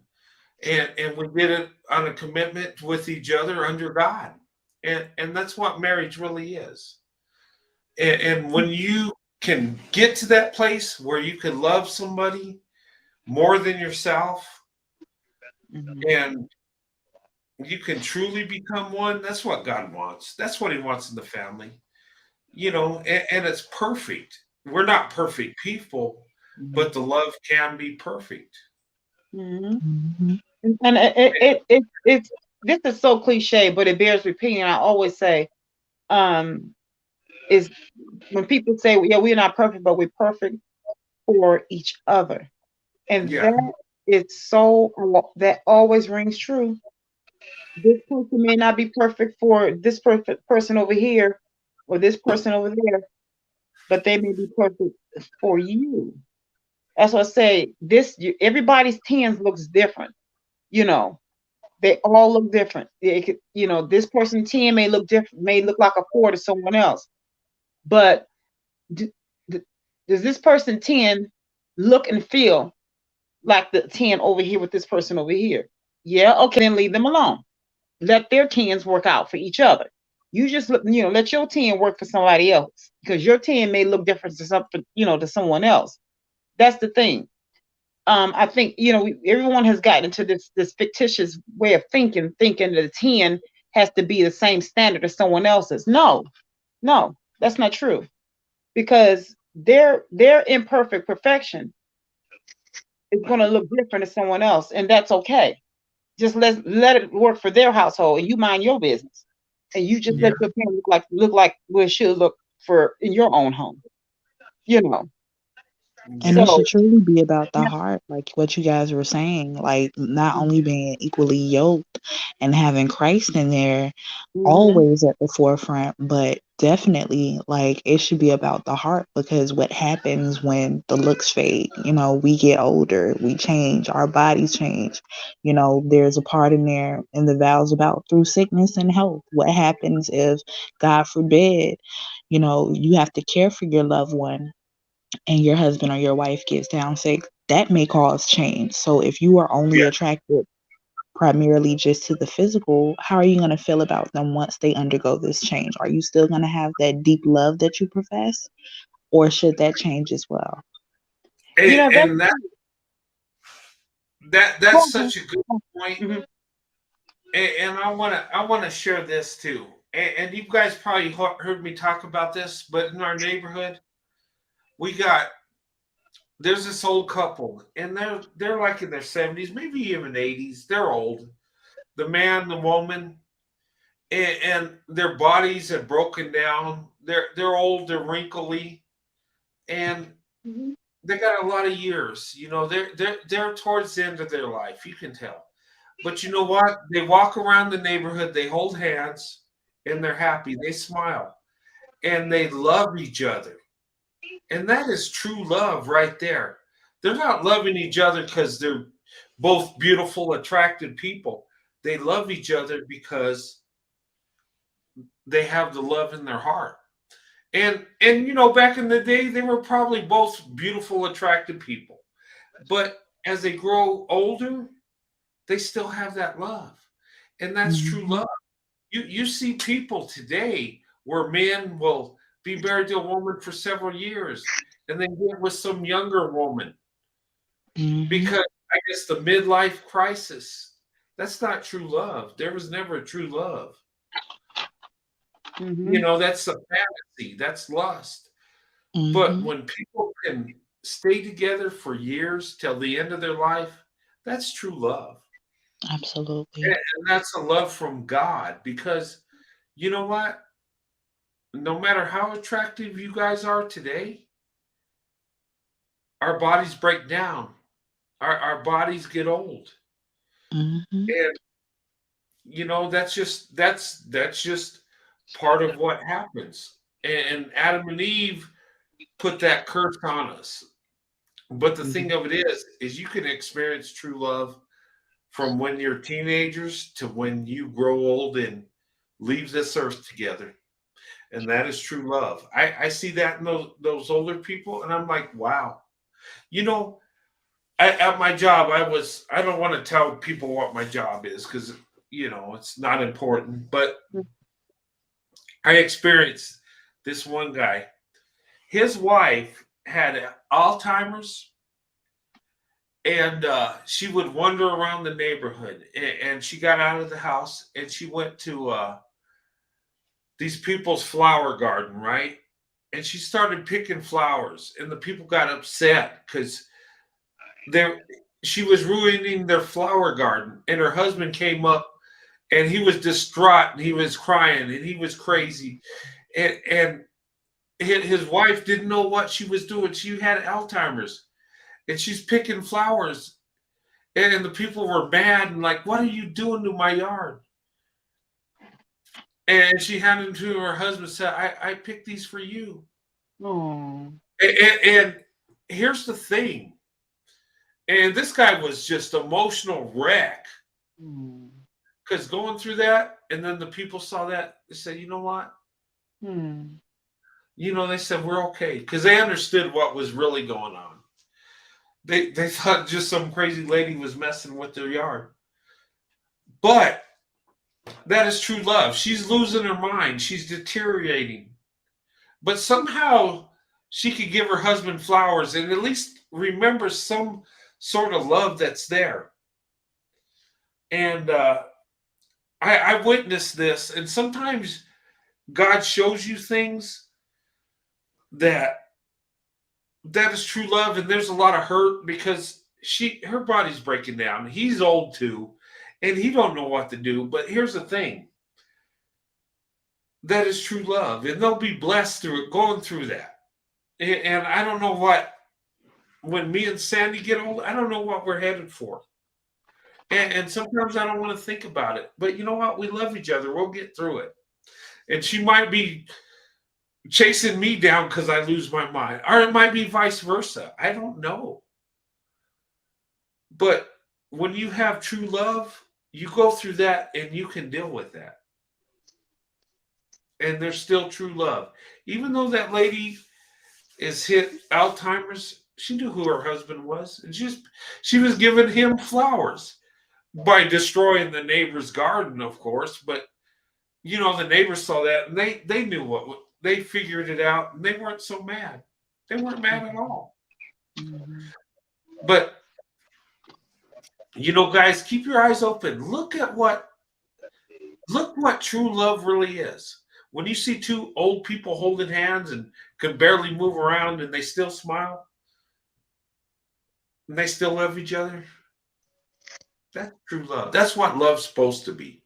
It's not two Hollywood couples that have, the best bodies and the most attractive and, have big money and all that. No. True love is people staying together regardless of their flaws, regardless of how they look when they get older, regardless of their shortcomings, regardless. That is true love. When you can love somebody no matter what, there it is. and I've seen it. I've witnessed it. You And know, that's wow. That's wow. That's deep. That's deep. Because that I'm was sitting. deep, I'm and I you, saw that. I broke down crying with that. I'm like, oh my God, this is a love that comes from God. You can't even explain it. You can't even. I pray. You know, who wouldn't want that love? I know if I lose my mind and do that, my wife will be there, you know, crying and just trying to, you know, hug me and tell me she loves me while I'm out of my mind. But you know what? That is true love. And if she gets that way, I'll be there for her, you know. And I don't know how we got into this, but this is a good it's about love. deviation, I think. It's the premise of the show. It's finding the right person for us. It's this evolves from that friend zone. Yeah. Yeah. And and that's what it's about. It's like you said, it's not about that photo op type relationship, that Hollywood relationship. That's easy. That's easy because it's not real. And like they say, if something if, like they say, if the grass looks greener on the other side, it's because it's full of horse manure. And that's PC. That's the PC version. That's a good analogy. You know,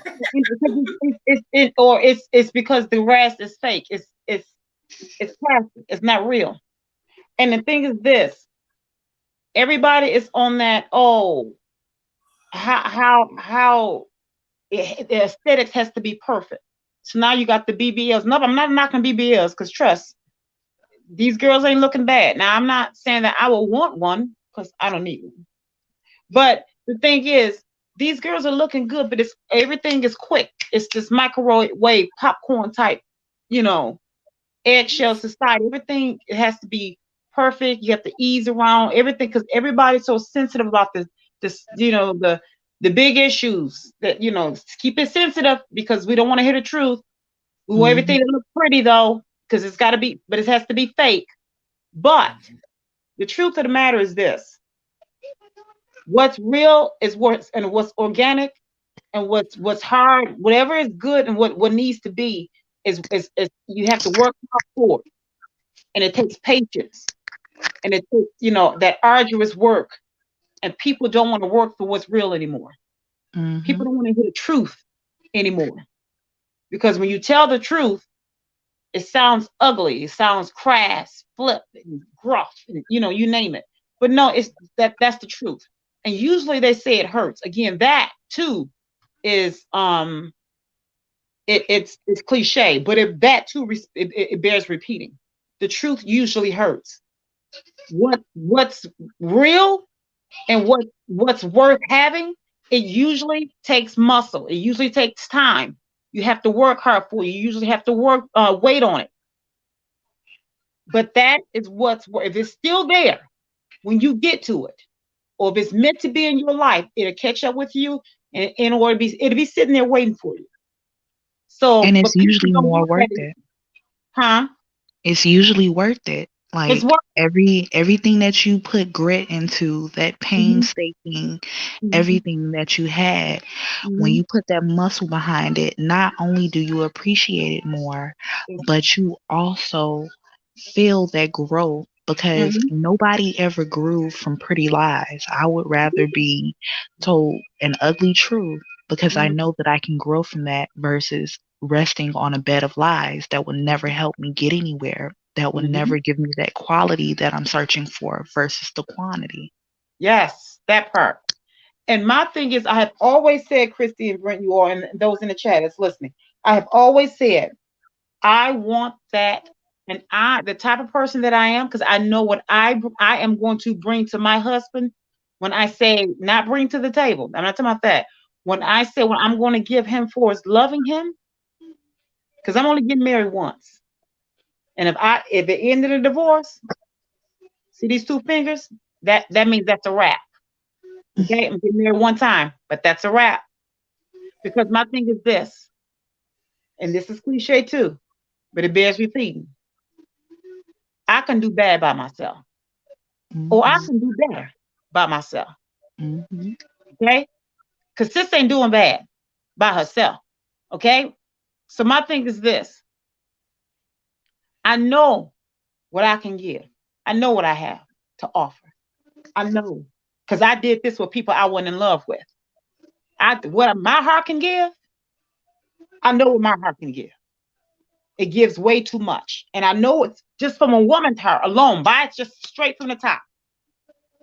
Like I said before, a woman, a real woman, and has a real heart. Her heart can be broken in a million different pieces. And somewhere down in her heart, she'll find one more sliver of a piece and say, okay, I have this part right here. I can give this. Mm-hmm. When a woman loves. And so I know my heart has been broken in so many pieces. I wake, some days I wake up and my oxygen is cut off, but I'll say, whose day can I make today? Who can I call to or text to just say hi? How are you? Even about, I don't want to talk to them. I don't deal with them. And I may have a app with a fictitious number, but I'll shoot them something just so they can feel better because I don't want them to feel like me for that day. So I know what I have to give. And that ain't even my man. And I'm not into women. So I know what I have to give. So my thing is this. If and when I find him and he finds me, baby, the only problem he's going to have is me loving him too much as he earns it. So when I find him, I can't wait to find that old school love. If I can't have that old school love, he don't qualify. Mm-hmm. And so my thing is this here. When I wrote a poem, and I said this before, if I should be around, and if Alzheimer's should kick in with me,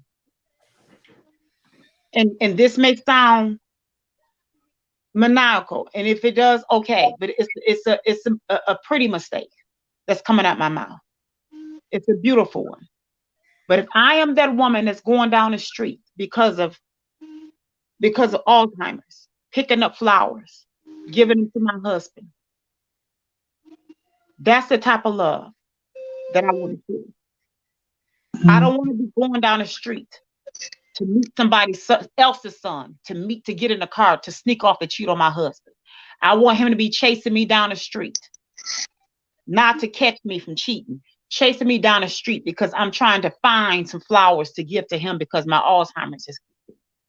That's the type of love. I want to be in love with him so much till we have been together for so long till we start to look alike. You know, those couples that you tell they've been together, they're starting to look alike. They've been together for so we starting to morph. And I want to be in love with him so long and so much to where I'm changing his diapers, and I'm happy about it because I had to do it for my egg donor, and I was happy about it. See, I want to do that for the one I'm in love with because I know I can do it. I've done it for other folks, and I've done more than that for my sister who I call my child. So I have practice. So that's the type of love I'm rocking out with. See, I know I have it in me. And I told my best friend, I do it for her with her husband if she needed me to. I know I know what I rock with. I did that for my grandmother when I was 12 during my school vacations. That's the type of chick I am, and that's what I want to rock out with for mine. You know what? You know what you were talking about? My father went through that with my stepmother. She had diabetes, and she passed a couple years ago, and she got so weak that my father had to carry her, had to take care of her like she was a baby. Wow. And yeah, it's heartbreaking.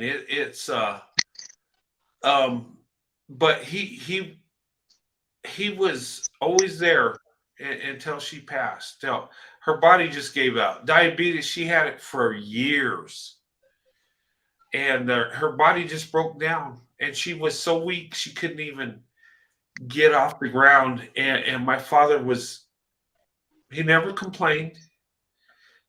In fact, he was delusional. He says, well, she'll get better. We'll get through this. I just have to do this. I have to do that. And he spent probably like 5 years sleeping with one eye open because he didn't know when he's going to have to react, when her diabetes would get so bad that she would get comatose, and trying to relieve her. And he had, and my father was a paramedic, so he knew how to treat her, but it was tough on him too. And, that's true love. My father and my mother, they didn't have true love. It was out of lust, their relationship. But my stepmom, my father truly loved her, and she truly loved him. Um, but to see him go through that and literally have to take care of her because she just was too weak. Um, that was true love. Another example is, and I'm at awe. But you know what? I'd do it for Sandy in a heartbeat. She'd do it for me. And sometimes life brings us that. But people that have true love, they get through it. People that have true love, it works out. Even if one passes away, they've lived their best life together. And when they meet together in heaven, it will be a happy day. Yeah. But and we lost sight on true love. We lost what it really means. We don't look at love like God wants us to look at love. We look at it, oh, she's fine, he's fine. Oh yeah, we want to get together. We really, what can we get out of that person? And it really is, what can I pour into and how can they boost my ego because she's beautiful? She's under my arm. Look at me. You know what? Oh, I could get this out of her. Look at me. Look at me. Really? And vice versa. The woman, he does all this for me. It's about me. We are so caught up in what's in it for us that we miss out on true love. The guys that go out and pump and dump these women, they'll never experience true love. They just experience lust. And you know what?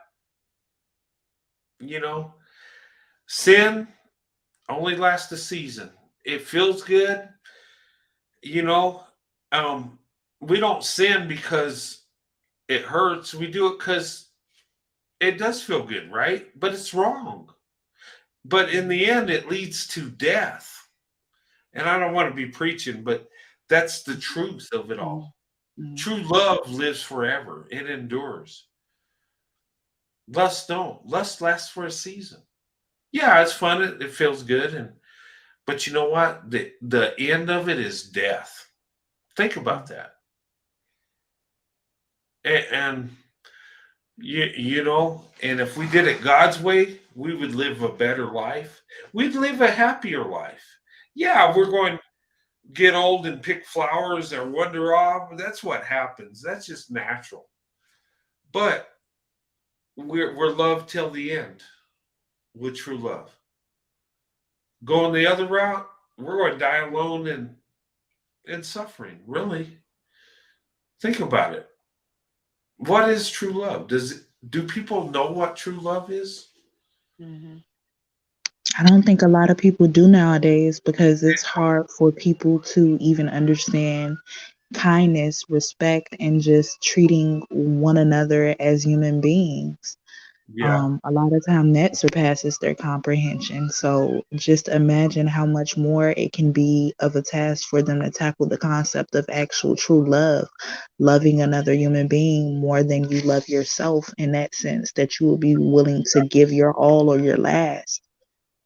That's right. That's right. Yeah, true love is, true love is putting the needs of the person you love above your own.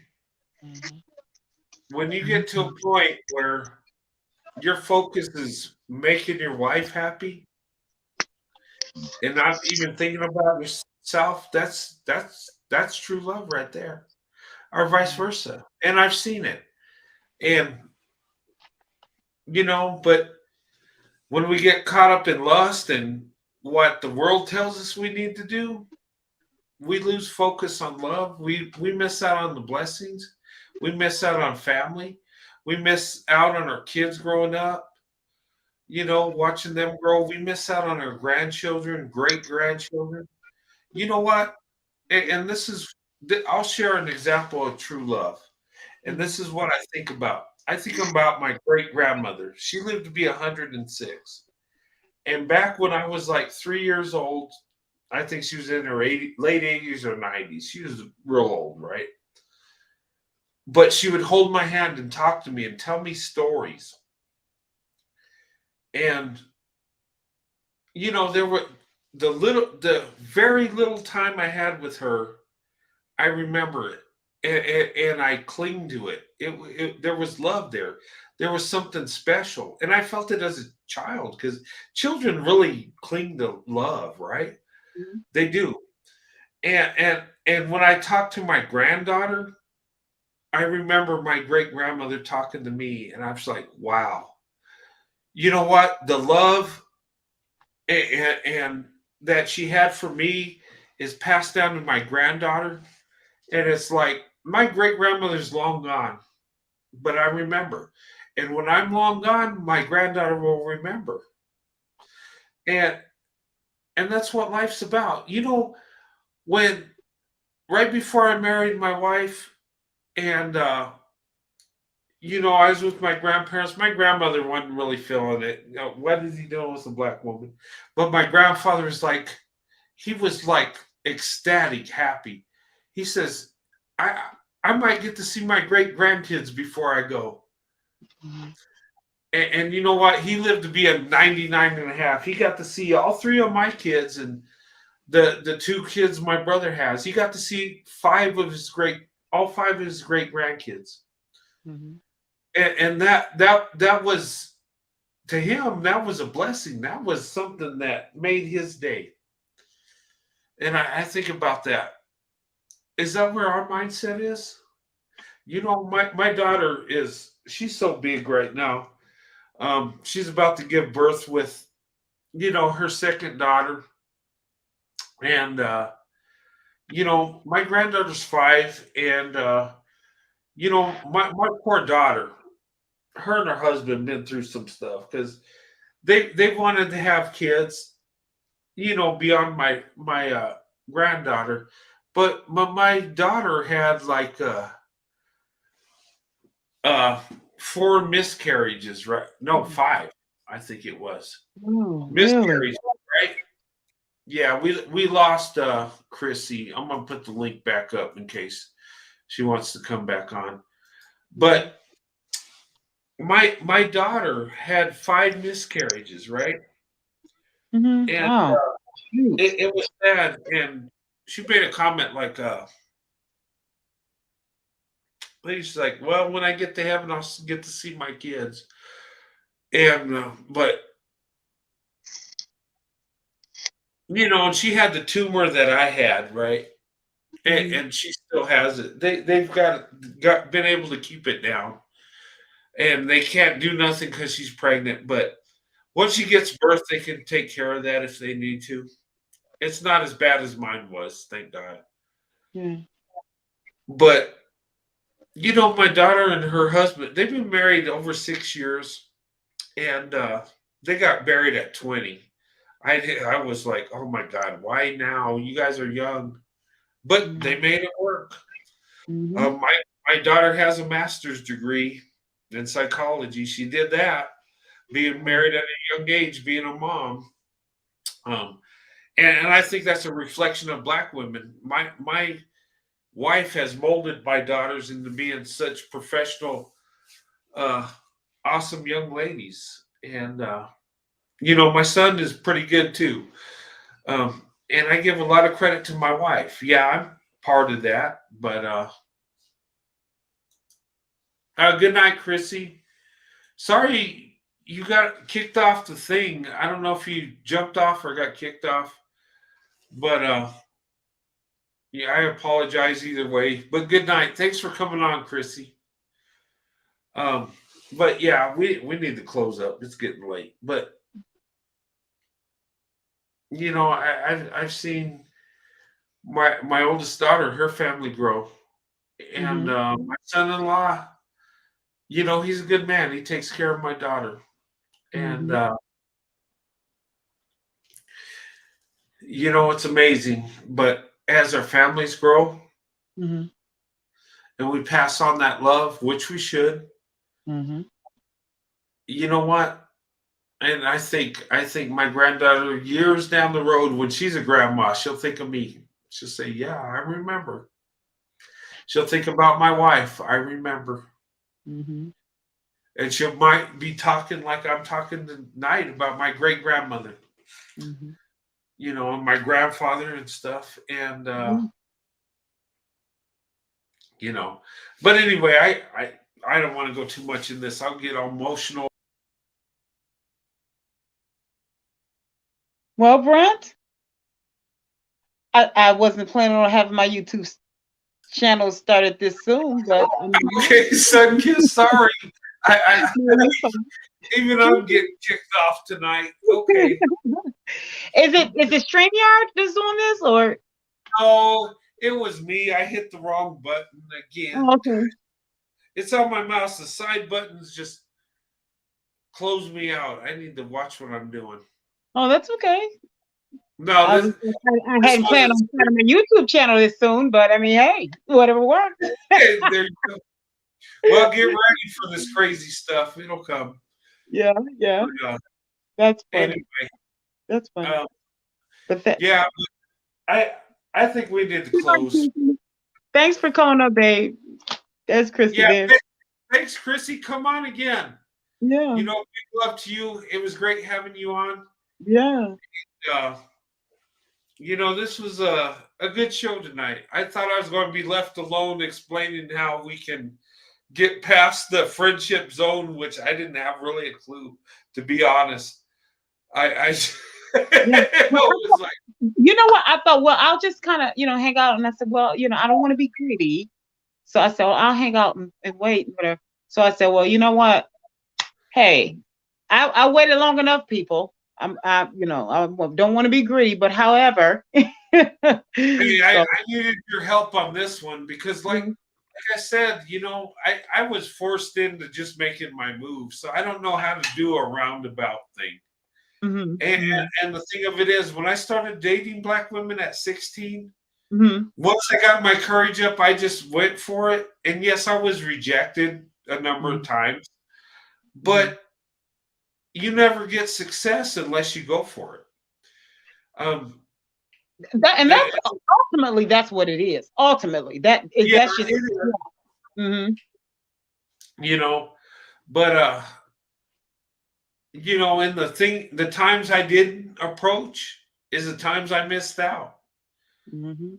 And I wasn't clever enough to have a roundabout way to make it work. I wasn't. So I would just I'd miss out. I would lose till I said, you know what?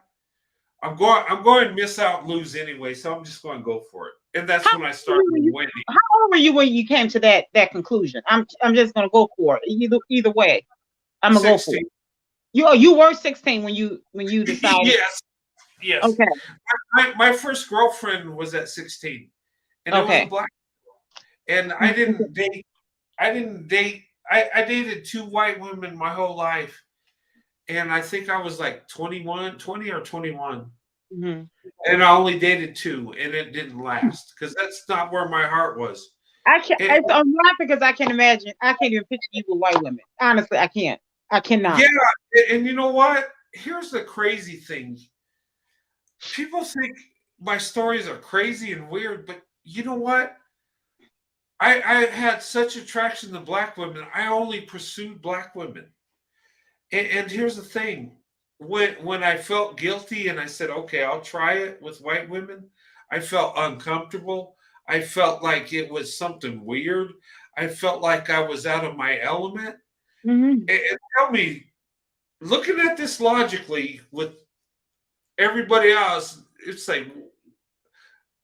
like a Twilight Zone thing Yeah, because people assume that you're more comfortable with people that look like you that yeah, are in your community. I was the opposite.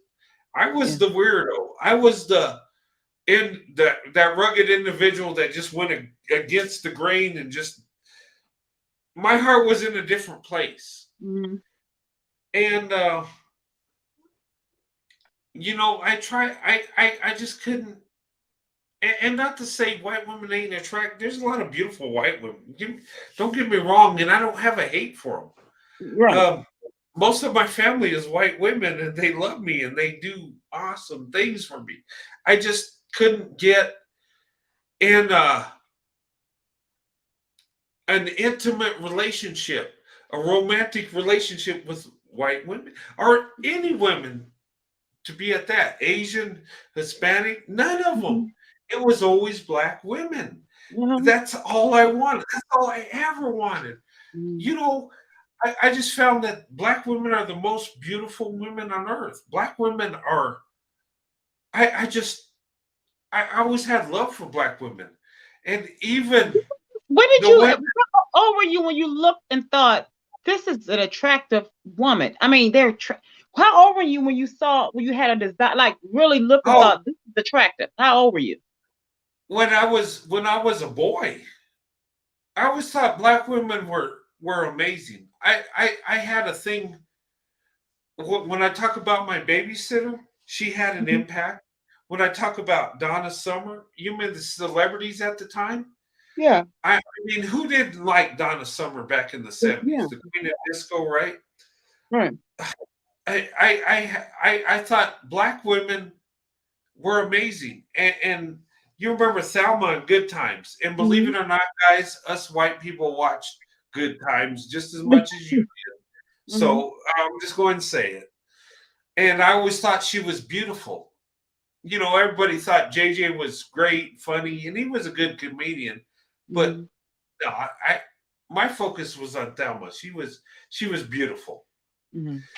Just saying.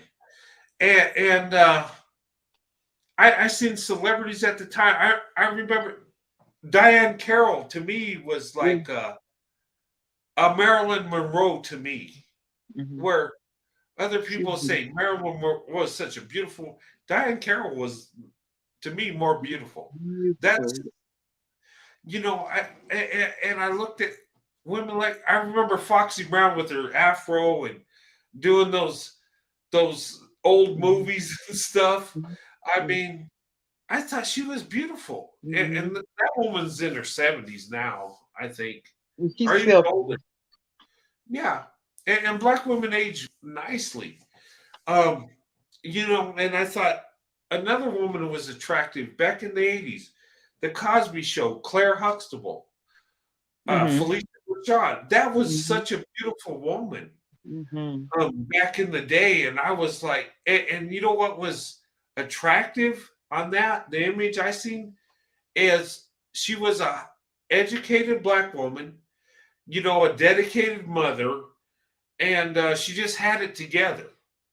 Now I Mhm. don't know what she was like in her real life, but the image I saw on the show was like, oh my God, I want a wife like that. Yeah, she Beautiful, has. smart, got it together, and Mhm. loyal. Oh man, how can you not want that, right? Um, and that's the image I've seen from black women throughout my life. Mhm. And when I started dating, I could feel that love. And there were some black women that would reject me, not want to have nothing to do with me. But the ones that accepted me, Mhm. that showed me love, it was like, this is what I want. This is what I've been waiting for my whole life. This is, and it's like, I felt that love. And when I married my wife Sandy, it was like the search is over. Mhm. I found the treasure. I found everything. My life is complete right now.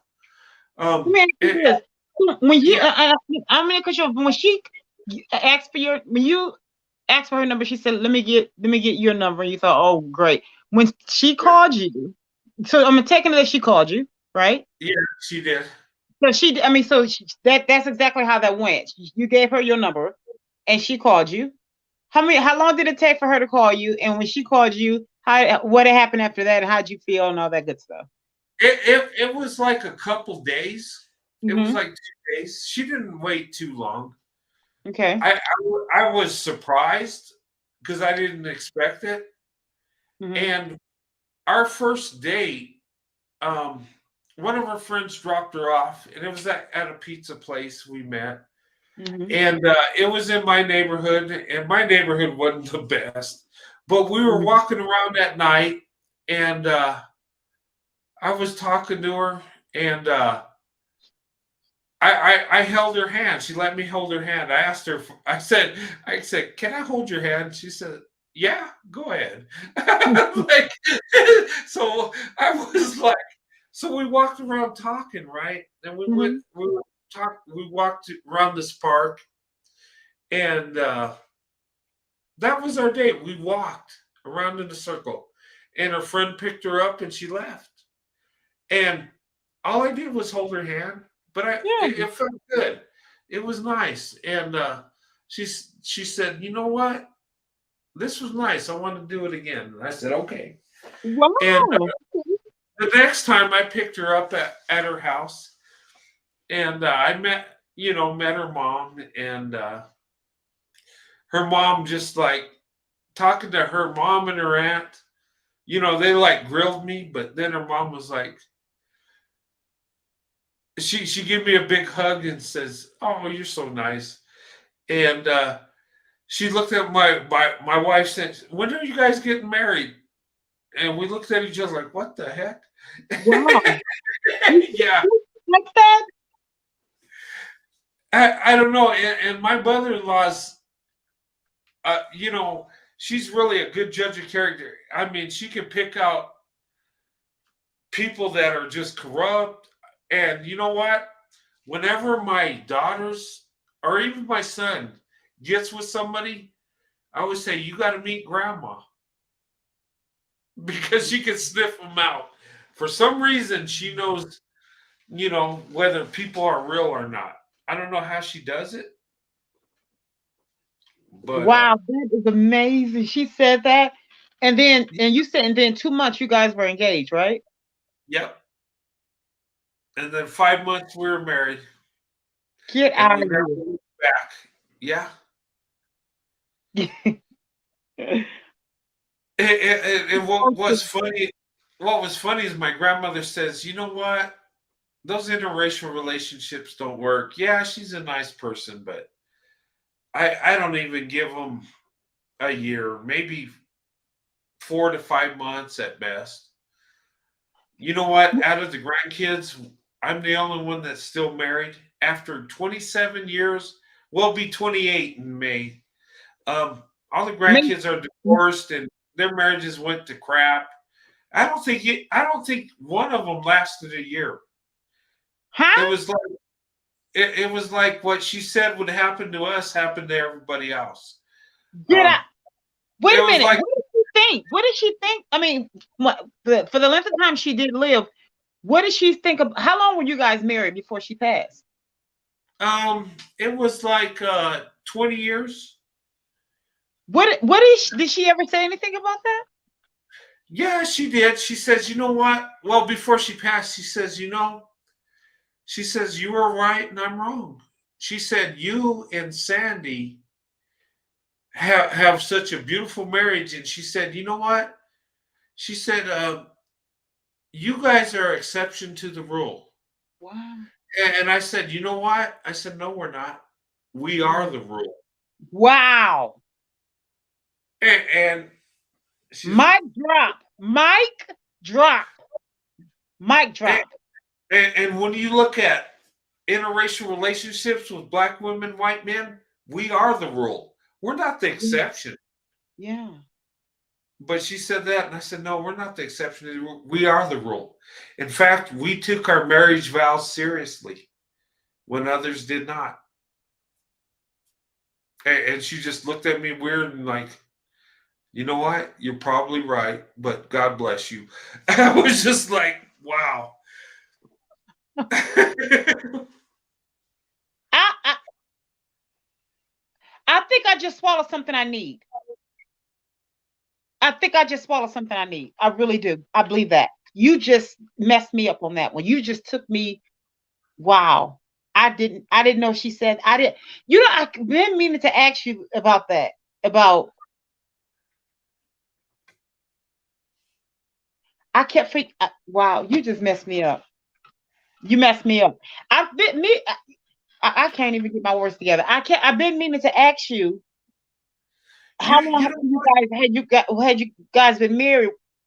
You know, prior to her passing, and because you kept saying you guys were married the longest, and I was thinking, well, how long were they married, and what did she say? What did she think? And I didn't know that. You know what?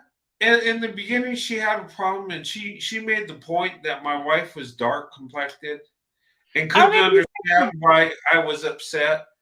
But I think through time she got to realize that my wife was a good wife because Mm-hmm, she stuck with me where my other cousins' wives and husbands were garbage. I'm just going to say it, and mm-hmm, they were all white people. And it just like, and it just goes to show that color don't bring success. It's character. My wife has character. That's why it worked. yeah. You Mm, and you know mm, mm, mm, mm, I but when I got married, I knew it was going to be that way. mm-hmm. I never had no doubt. And here's the thing: some of my friends back in the day, they didn't tell me it was wrong for me to be into black women like that, but they thought they thought it was odd back in the day, and they would even ask me, "Well, there's other women. Why do you got to be with black women? I mean, what is it? There's not many of them around." Um, but today, in today's world, they're like, "Gosh, now we know." And even they're seeing that black women are the best choice. Well, you know. My family back in the day was like, "What are you doing?" Mm-hmm, To where they know exactly what I was doing. I've been vindicated through years. mm-hmm, I made the right choice. I made the right decision. I chose the best option out there, and the best option was a black woman. And I'm reaping the benefits right now, where the rest of my family is not. mm-hmm. Tell me, does that make sense? Would people have seen that back in the past into the future? You know, it's like now. I'm sure they're thinking, who knew? You know. Yeah, that's exactly what they're saying. But you know what? I'll tell you this: my family and my friends look at black women in a different lens than they did Mm-hmm, back in the day. They look at black women as successful, as black women as being prosperous, mm-hmm. doing amazing things. Back in the day, they saw black women as another group of women that we're supposed to be separate from. Yeah. That they seen black women back in the day. I think a lot of them is loud and crazy. Now they're seeing black women as professional and successful in the Mm-hmm, boardroom, in the church, being professional and traditional. And black women pull it off at the same time. My wife is an example of a woman that's traditional and professional. She can flip it on and like in a light switch and mm-hmm, go back and forth. And a lot of black women can. mm-hmm, It's amazing. Where a lot of other women have trouble with that. They're either one way or the other. mm-hmm. Um, and not to say other women can't flip that switch either, but usually black women are the ones that can do it. You Right. know, you know, and but yeah, it's people are dumbfounded when they look at, and I've got in contact with people I knew back in high school. Mm-hmm, Back in the day when I was dating my wife, and like, wow, you're still married? Well, mm-hmm. yeah, I knew I was going to be. You had your doubt, but hey, the truth is the truth. Yeah. And how can I praise black women like I do, how can I say so much positive things? When you've been blessed like me, you have Mhm. no choice. Mhm. You know, for me to say black women are the best, that black women are the most beautiful, that black women are A and B and just leading the way,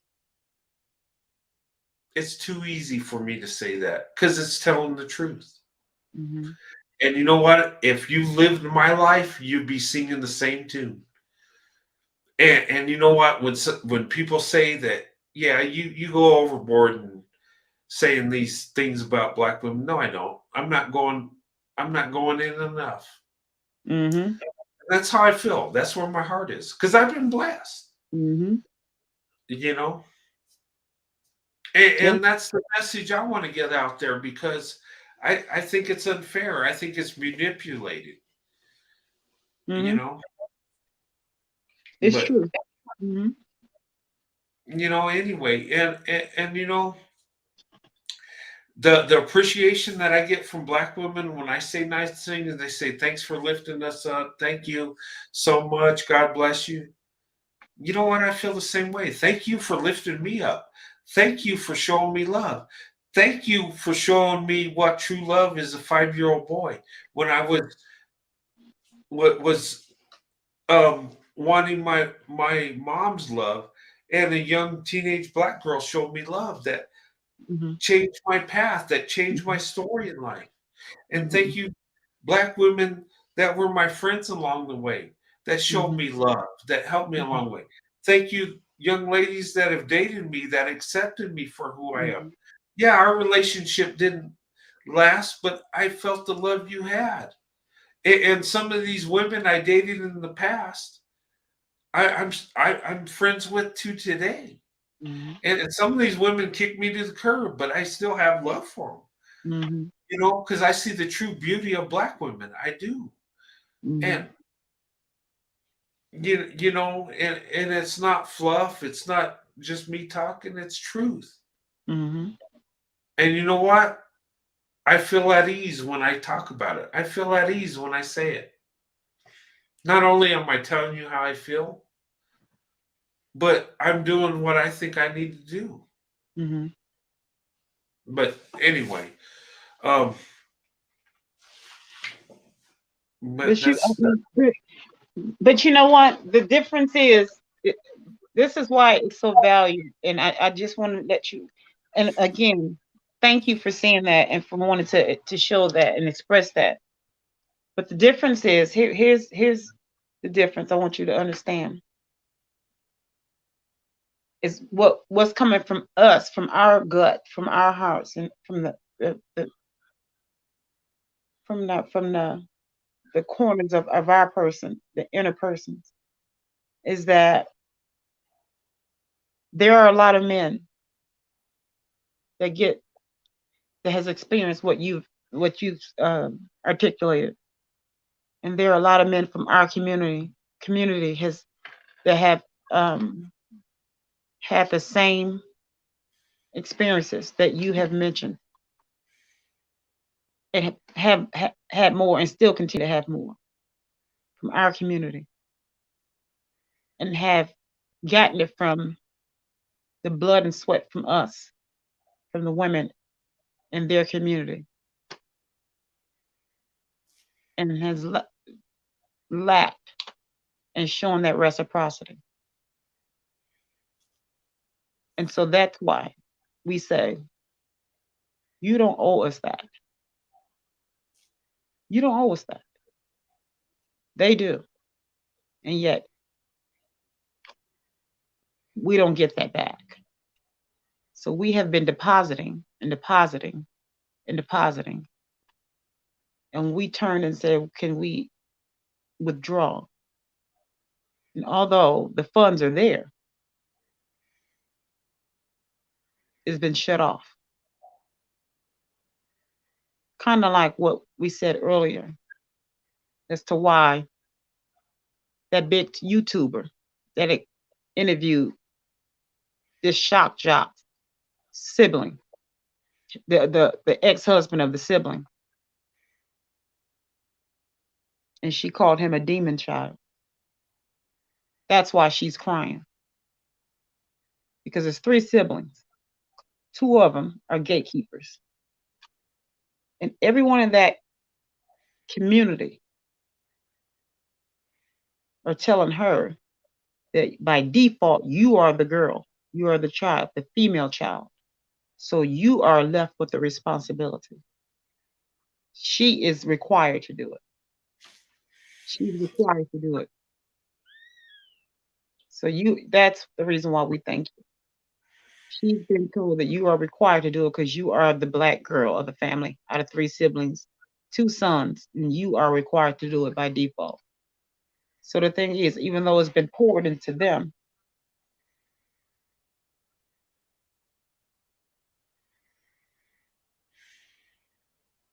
so that's why we thank you. They've experienced the same thing you've experienced.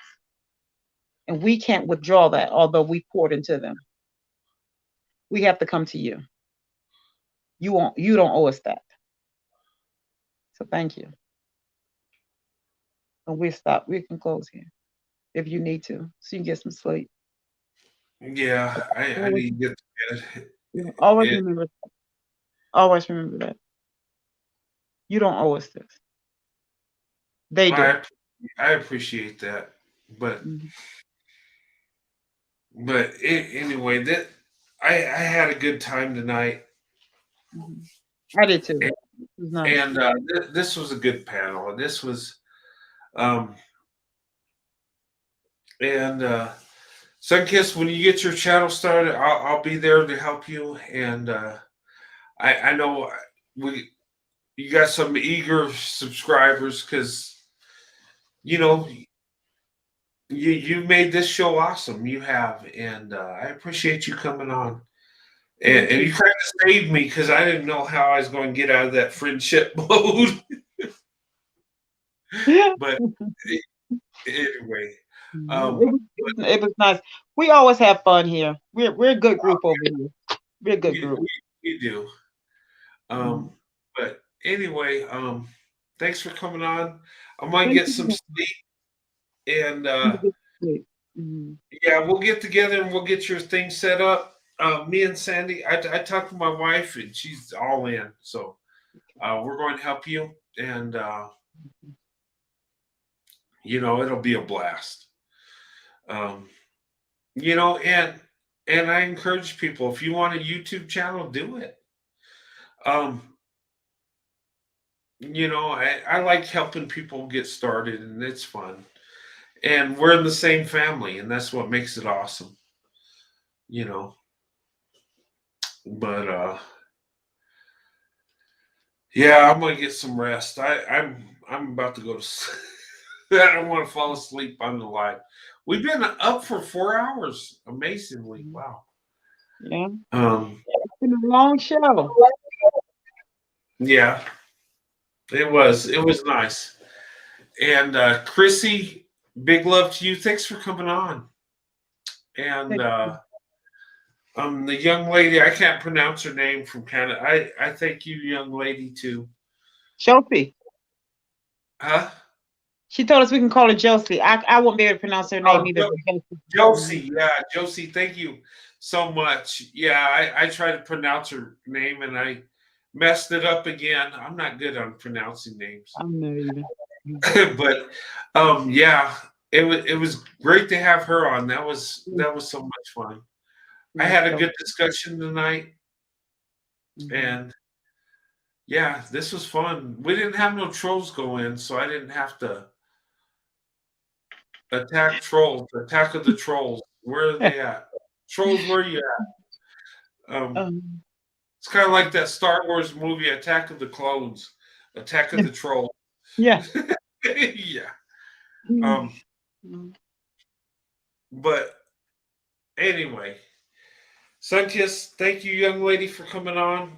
And I'll talk to you soon. And hopefully Wednesday we can do a live. That's what I'm looking at right now, is Wednesday.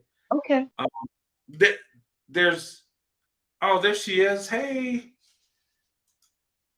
Yeah, thanks, young lady, for coming on. You're a beautiful young lady. And You got good teeth. That's what Sunkiss said. I want her teeth. Yeah, I give her that too. She's beautiful. Yeah. But yeah, that was it was a good night. But good night, everybody. God bless you and your families. And hey, thanks for joining us tonight. And I appreciate each and every one of you. You make this possible. You make this fun. And ladies, when you come on the panel, I'm going to say like my granddaughter says, you make my heart happy. Yes. And Black women, you make my heart happy. You do. When you're winning, when you're happy, you make my heart happy. Just know that. And I'm speaking truth. And I've told this to my wife. I says, you know what? I love seeing Black women win. I love seeing them, being successful at their job or their business, or, it's nice.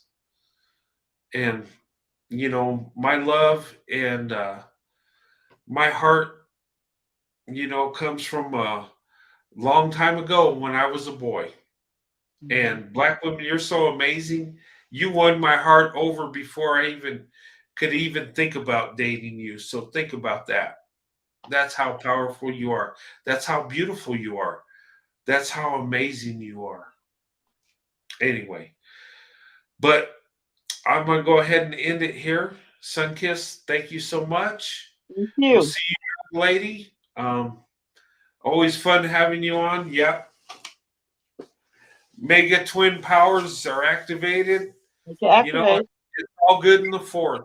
And, nothing but good vibes here. But anyway, I'll see you, young lady, next time. And everybody in the chat, thank you so much. And everybody that participated in the panel, I truly appreciate that. And have a good night. God bless you and your families. Sunkiss, I'll talk to you soon. Okay. Let's say hi, okay? Yeah, we'll be talking to you soon, me and Sandy.